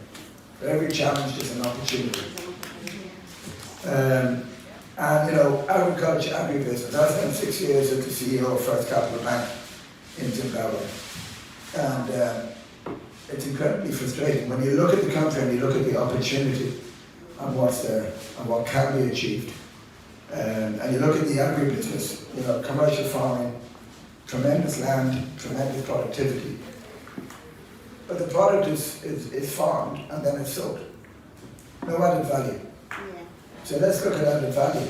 These are opportunities within Africa. Real estate development. Real estate development.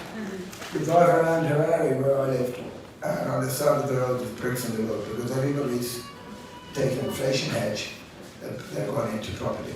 So property is very expensive there. But that's where people see value preservation, capital preservation. Renewable energy. If we can't get renewable energy in Africa, what can we? If we can't harvest the sun, what hope have we got? Fintech, mobile banking. As most of you will be maybe aware, but Takwana, my friend over here, and I are involved in setting up Jambu, which is a digital bank, which we'll talk more about later. But there's opportunities there in that field. Technology and innovation hubs. Since I've got involved with Takwana, I've got more involved in the fintech space. And it's an incredible ecosystem, what's happening there. The number of businesses that have been set up, all online, fintechs, and where people will help each other. It's not about, I'm going to get one over on you. They're genuinely, there's an unwritten code of supporting and helping each other. So there's, and London is huge for that, Zimbabwe, tourism and hospitality. The most undersold opportunity in Zimbabwe. Yeah. People only know Vic Falls, but there's so much more. The Honda Valley, Nyanga, Matopas. You go around the country, Great Zimbabwe, and these are all underinvested and undersold and undermarketed opportunities. The creative industries, again, huge opportunities there. Health and wellness, again, we talked about that. And I talked about the impact in the social welfare, the social side of investment. But again, like I say, market research, look at the reg environment, the political environment. What are the blockers to investment? Some of these, I'll go back to my time in Zimbabwe, one of the big worries you had was the political instability. Not so much political instability because you knew what the politics was. It was about policy stability was the most important. So you invest in something, is that for the long term? Or are the government going to come along and change overnight? That's a real risk. So you have to be careful about that. The economic conditions, the infrastructure. Is the infrastructure supporting, able to support the business that you're trying to invest in?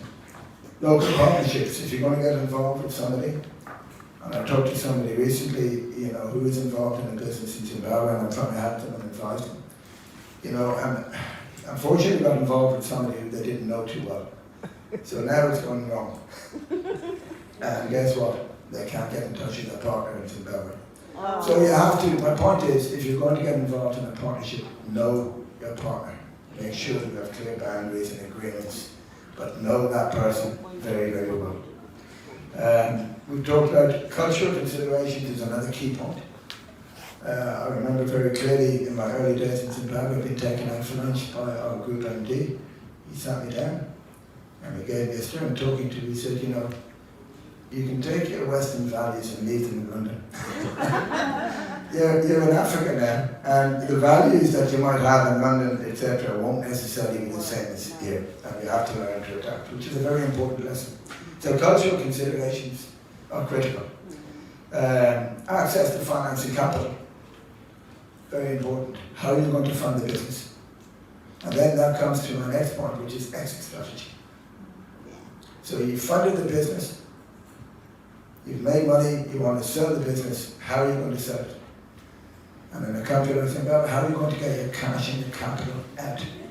Now, to be fair to the government, my experience in recent years has been, they've been very good about that. We've had no problems. When I worked in First Capital, dividends were paid to a holding company, never had an issue.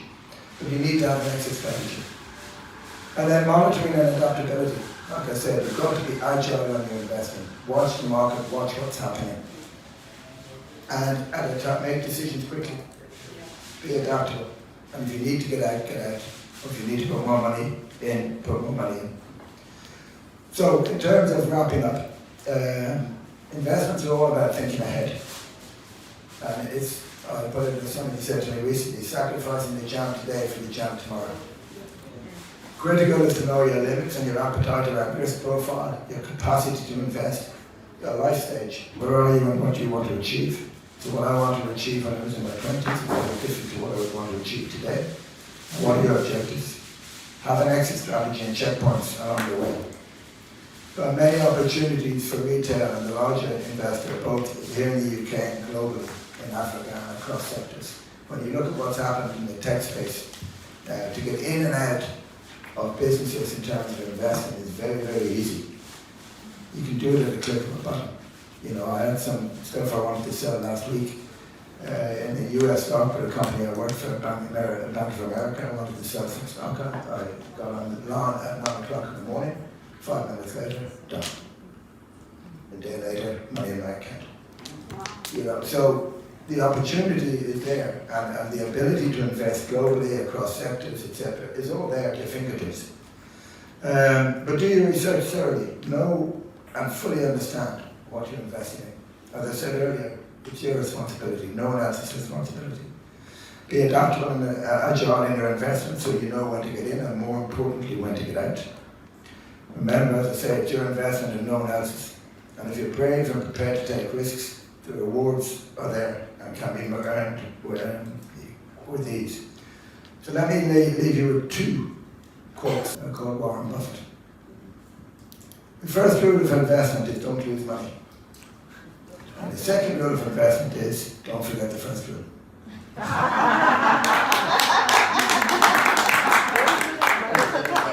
And finally, remember, the biggest risk of all is not taking a risk. Wow. Thank you.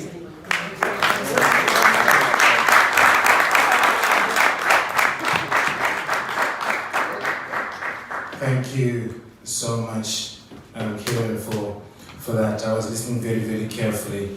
And I like the part that you say that you can also invest in wine cellars.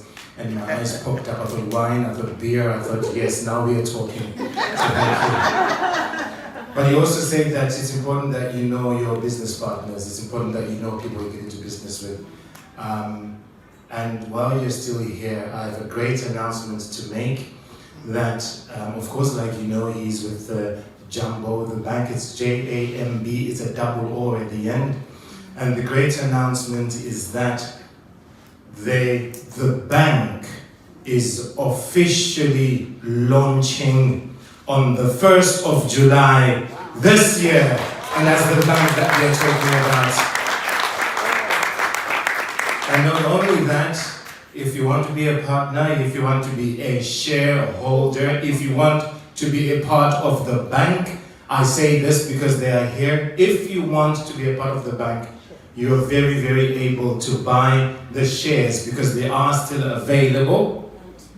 And the website is jambo.app.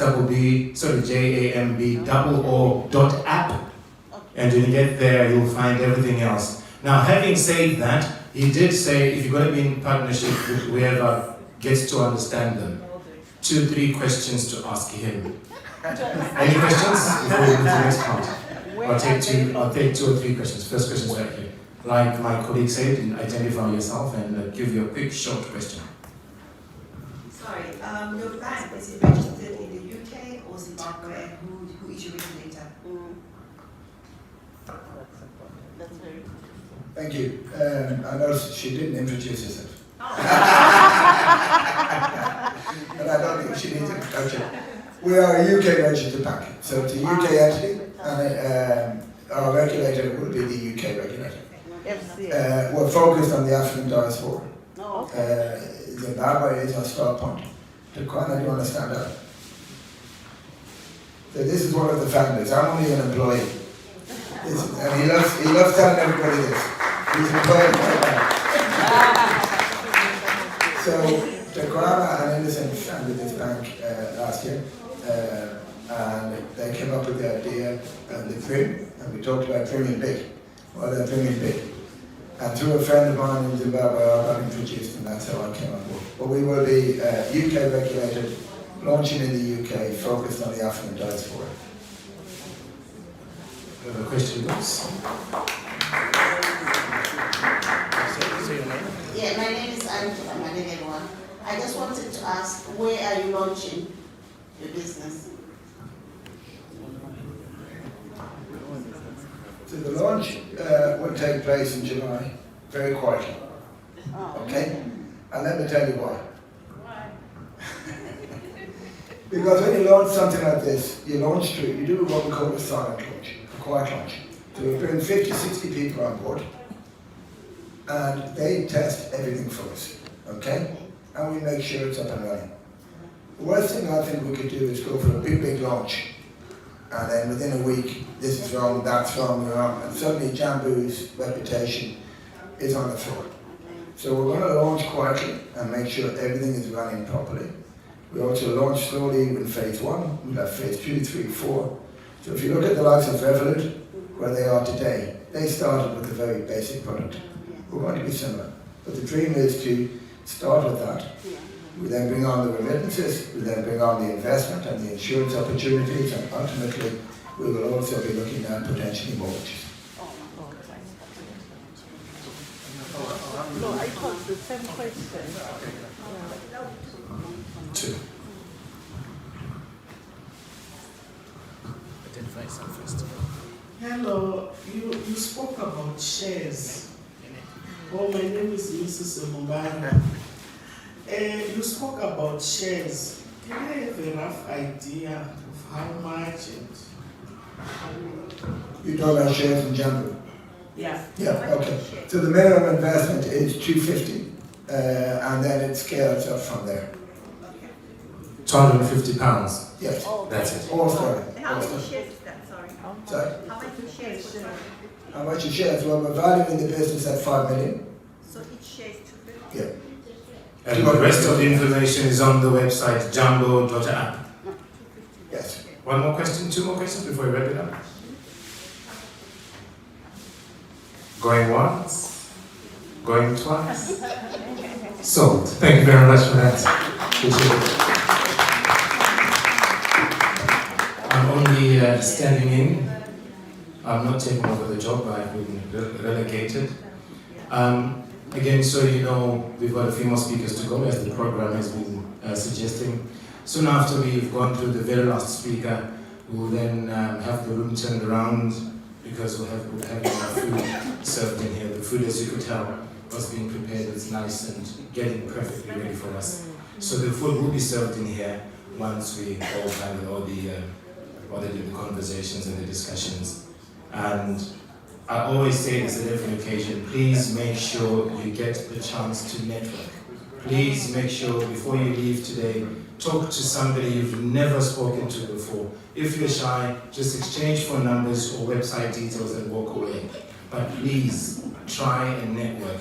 That's why the Zimbabwe UK Business Chamber is here and trying to facilitate that. We go to our next speaker who has lots of accolades. I am not sure where to start from or where to end, but he is the chairman of the British African Business Alliance, and that's a diaspora and led business network founded on accelerating economic development in Africa. He's also the chairman of MPH Rail Development, and they provide railway solutions in Africa, Nigeria, Ghana, Gabon, and Zimbabwe. Executive Director of the Occupational Safety and Health Association in the UK, is the CEO of Rainbow Interchange, and they're into technology of banking and remittances and stuff like that. And he's worked all over, literally Africa, Nigeria, Kenya, Uganda, Rwanda, South Africa. He's gone overseas, Uruguay, USA, and back in Zimbabwe. And his name is David Smith. David, it's your turn to take over.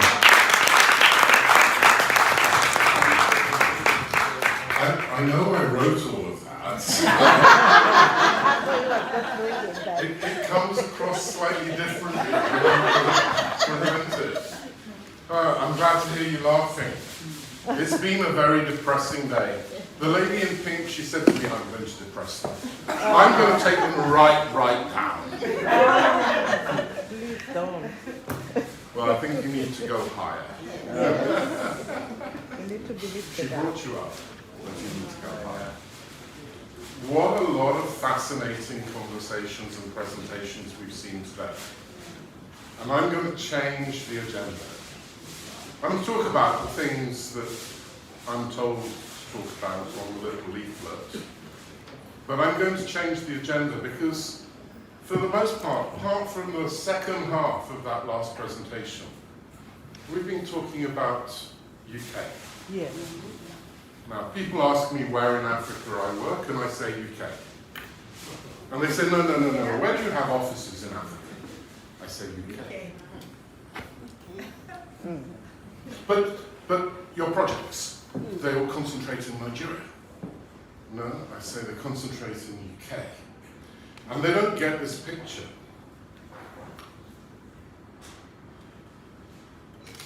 There are 6 million Africans in the UK. More or less. We didn't count everybody coming in. We haven't counted the ones that left. And those little rubber boats are a real pain in the ass. However, that makes us a small African country in our own right. Yes. Because of you. Yeah. That's right. I first went to Africa in 1960. Wow. My grandfather went in 1944. And I found our house when I went to Nigeria the last time. And it was really interesting. Instead of the nice sort of roses along the fence with the wooden fence bars and all the rest of that, 6 foot, razor wire, Yeah. concrete. I thought, it's a nice house, but I'm not sure I want to live in that environment. And I think that this is one of the things that I want to talk about today. Firstly, Kennedy, I thank you. Look at this. British African Business Alliance and Zim UK Business Chamber. No. When I first started talking about working with the African community in the UK, I came up with a phrase which I would share with you today as collaborative advantage. Everybody who studied business knows all about differential advantage, competitive advantage. No one talks about collaborative advantage. But if I turned up in Harare tomorrow and said, I want to do some business, how long before I lose all my money?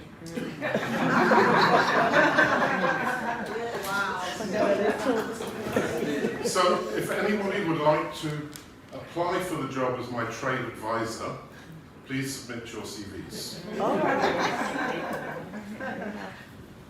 Now, do we know how many Zimbabweans there are in the UK?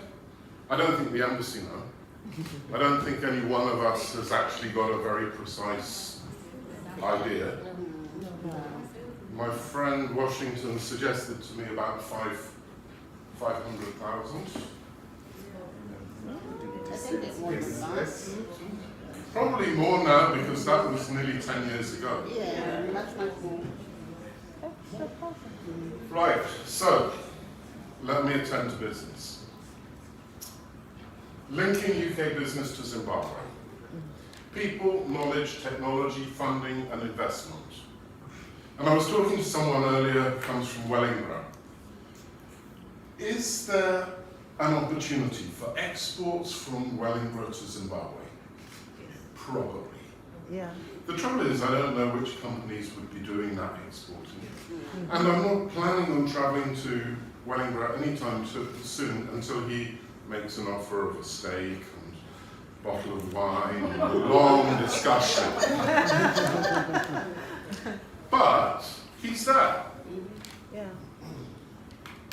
We're going to talk about Zimbabwe now, and we're going to talk about my impressions. And forgive me, I've been there once, so I don't know much. But I have some broad ideas. This bit that you can't see because it's hidden. Together, we accelerate economic development on the continent. Now, that's the people, the knowledge, the technology, the funding, and the investment. Now, we know where the investment's coming from. And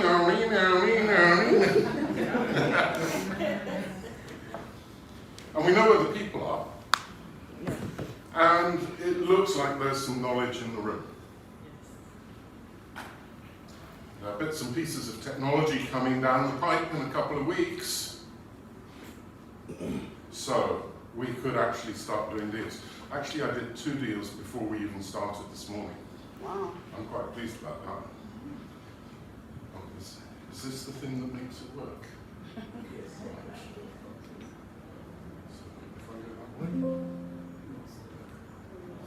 Right, so our focus is business.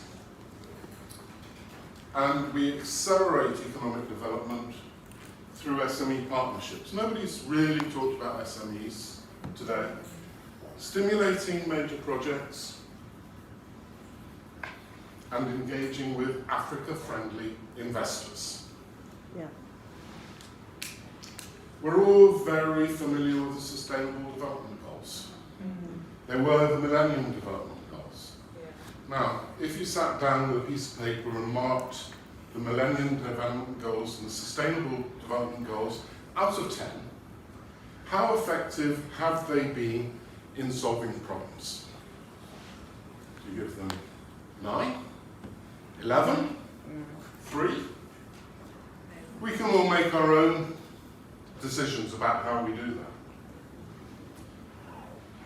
And what do we do about Facebook?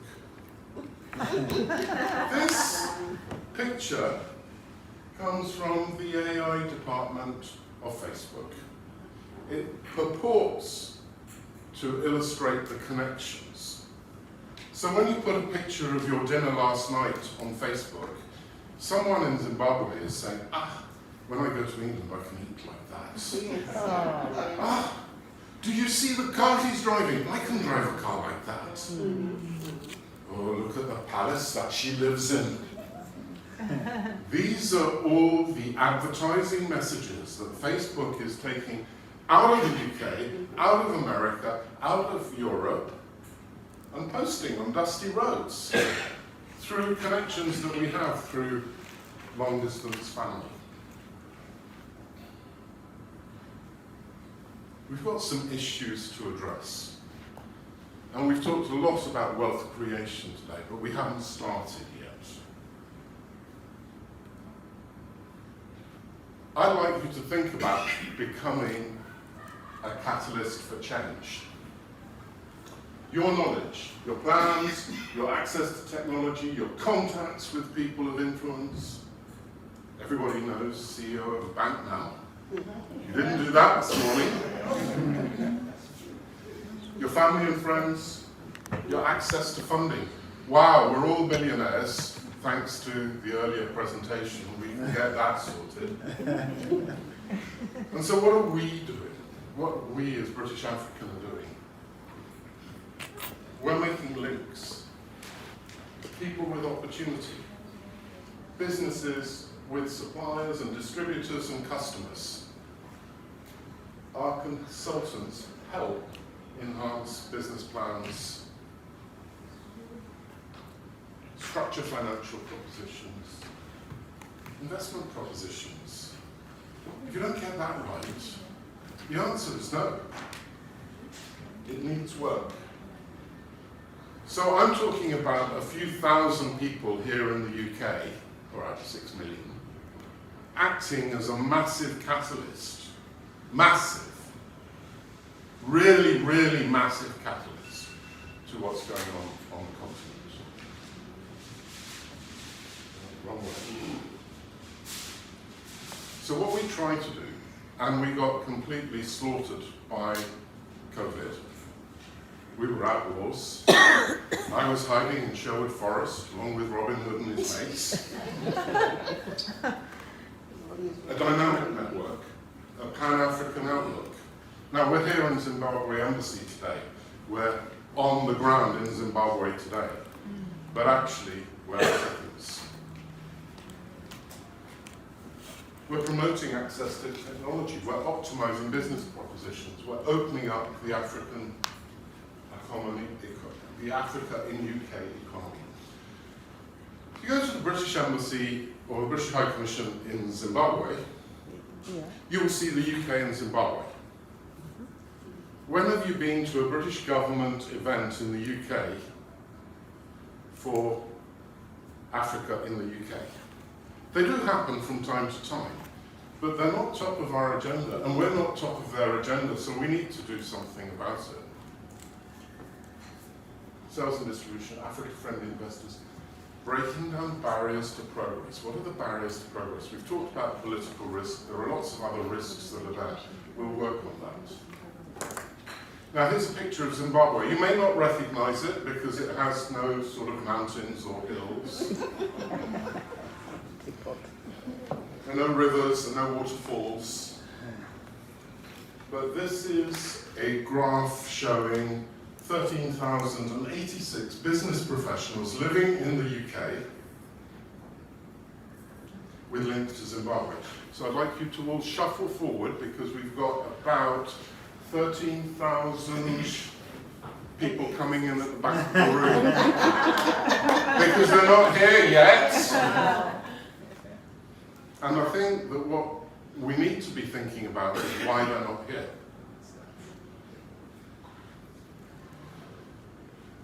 Have you ever had a lesson in fragmentation? They talk about it in the oil industry quite a lot, but that's not the fragmentation that I mean. So out of the 13,000, 2,800 are in London. Yeah. 465 of them have the title EMEA, Europe, Middle East and Africa. It's another subject I'll come on to later. Reading, anybody from Reading here? 1, 2, 3, excellent. You're the largest centre outside London for Zimbabweans. Wow. In this database. Okay. 322 business professionals with links to Zimbabwe in Reading. Glasgow, Birmingham, Oxford, Milton Keynes, Manchester, Leicester, Nottingham. Now remember, most of the diaspora is outside these figures. These are people who are promoting themselves, their work, their management, their expertise as part of promoting their career. There's no ethnicity in these figures. Business managers who have lived or worked in or with Zimbabwe. People who have chosen to put Zimbabwe on their career profile. Oh, I'm not putting Zimbabwe, I didn't like what I did there. You don't hear that very often, because actually Zimbabwe is full of lovely people, and there are lots of opportunities. People who want to revisit, work in, invest, live in Zimbabwe. Why? Well, we all know why. The who, the where, and the how are some of the issues that we have to look at.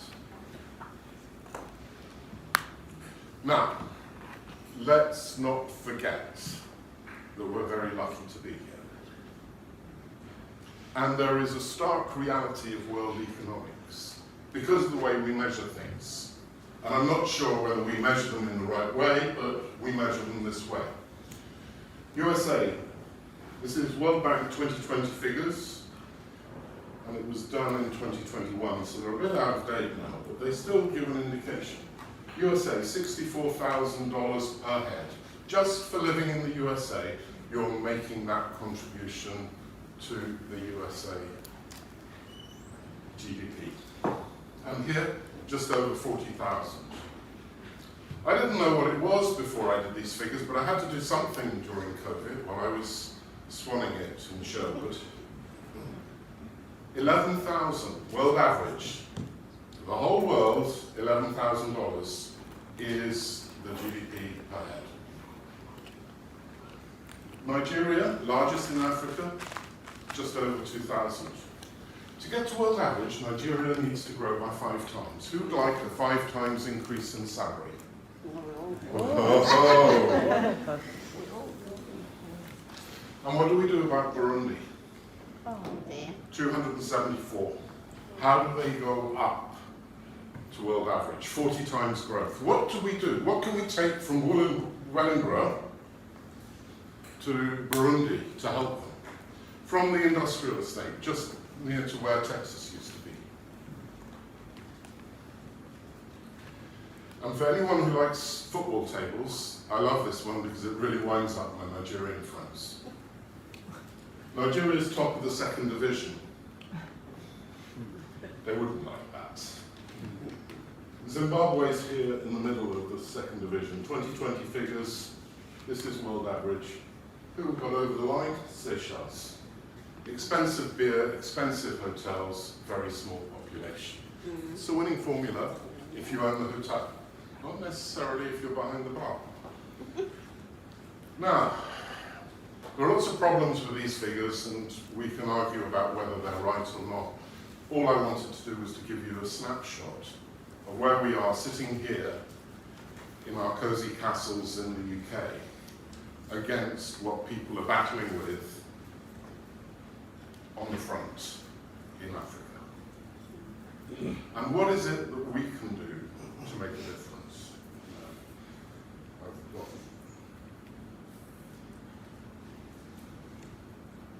So, our mission, which we've taken up, none of this question of doubt over that, our mission is to mobilize Zimbabwe-led projects.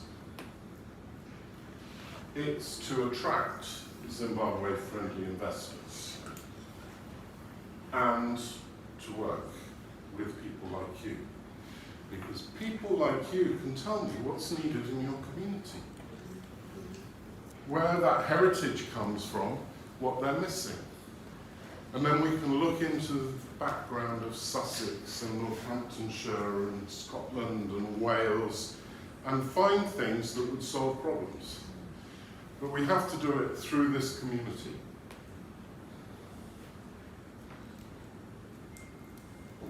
We have 3 key target markets. On the ground in Zimbabwe, Zimbabwe issues. Multiple levels of development required, we know that. And you can look at that and you can see what's involved. But, Kieran, I've got a question for you. How do we solve the problem of the $1 million startup? The market's there, the opportunity's there, the skills and expertise is there. How do we get $1 million into a startup? It's a really difficult thing to do. But somehow, across the whole continent, we have to start solving that problem. And then you're all familiar with the diaspora issues here. And then we've got UK perceptions, and this is where we need to do some hard work. Because I have a slightly different perception for the rest of my brothers and sisters that live in the UK. We need new markets. So I just put this little map of the UK here, which is my best effort at getting a size-for-size comparison with and you guys are all talking about, oh, I'm going to bring my yam from Africa, I'm going to bring my plantain, I'm going to bring this, I'm going to bring that to the 80 million people here. when we've got 1.2 growing to 2.4 billion here. Now we've got to rethink that slightly because I'm already overweight and I can't use any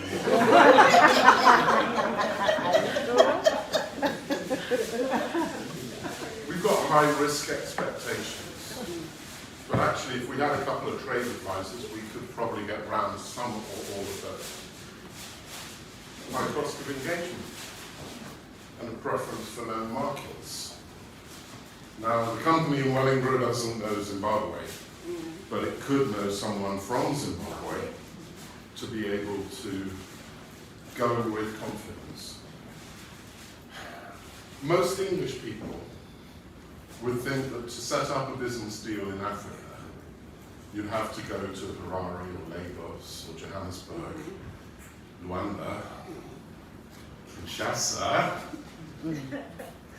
Libreville. They don't understand that they can do it in Southampton, they can do it in Windsor, they can do it in Manchester and Bury. So, let's think again about where we are and what we can do. Because I don't see this as a core job, I see this as a side gig. You're all doing your care homes and everything else there.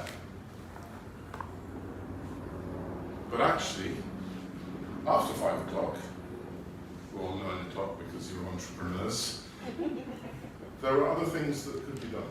Wow. Yeah. Wow. So this is how we look at it. 6 million Africans in the UK. Europe, Middle East and Africa managers. People with corporate responsibility and budgets and plans to develop their businesses in Africa. Why are we not talking to them? We don't know them. Okay. 506,000 business managers. So this is the larger map of Zimbabwe. Zimbabwe just comes down here. Okay. South Africa, they're runaways. It's true. A lot of them, they're not planning on going back. No. So Nigeria, 75,000. There is no Chamber of Commerce for Nigeria. Can you believe that? 75,000 business professionals and no Chamber of Commerce. Wow. So Kennedy, I applaud what you and your colleagues are doing. There's 13,000 to go. I'll catch you every minute. Now think about it. What could 13,000 people do if they all took £1 million to Zimbabwe? Wow. Wow. What could 1,300 do if they all took 10 million or 20 million or 30 million? Now let's talk about it. How do we put that 1,300 together? We're starting with about 100, 120, 130 here today. We need to move on.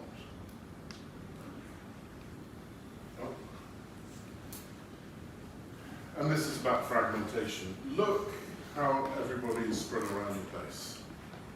In the earlier graph, when I was talking about this, I forgot to point out that 51% are in other places than these where we have network directors. Someone comes to me and says, oh, I want to be your network director in Wellingborough. He's appointed. If he doesn't bring a team together, network's not going to grow. But he will go on this list and Wellingborough will come up down here somewhere. But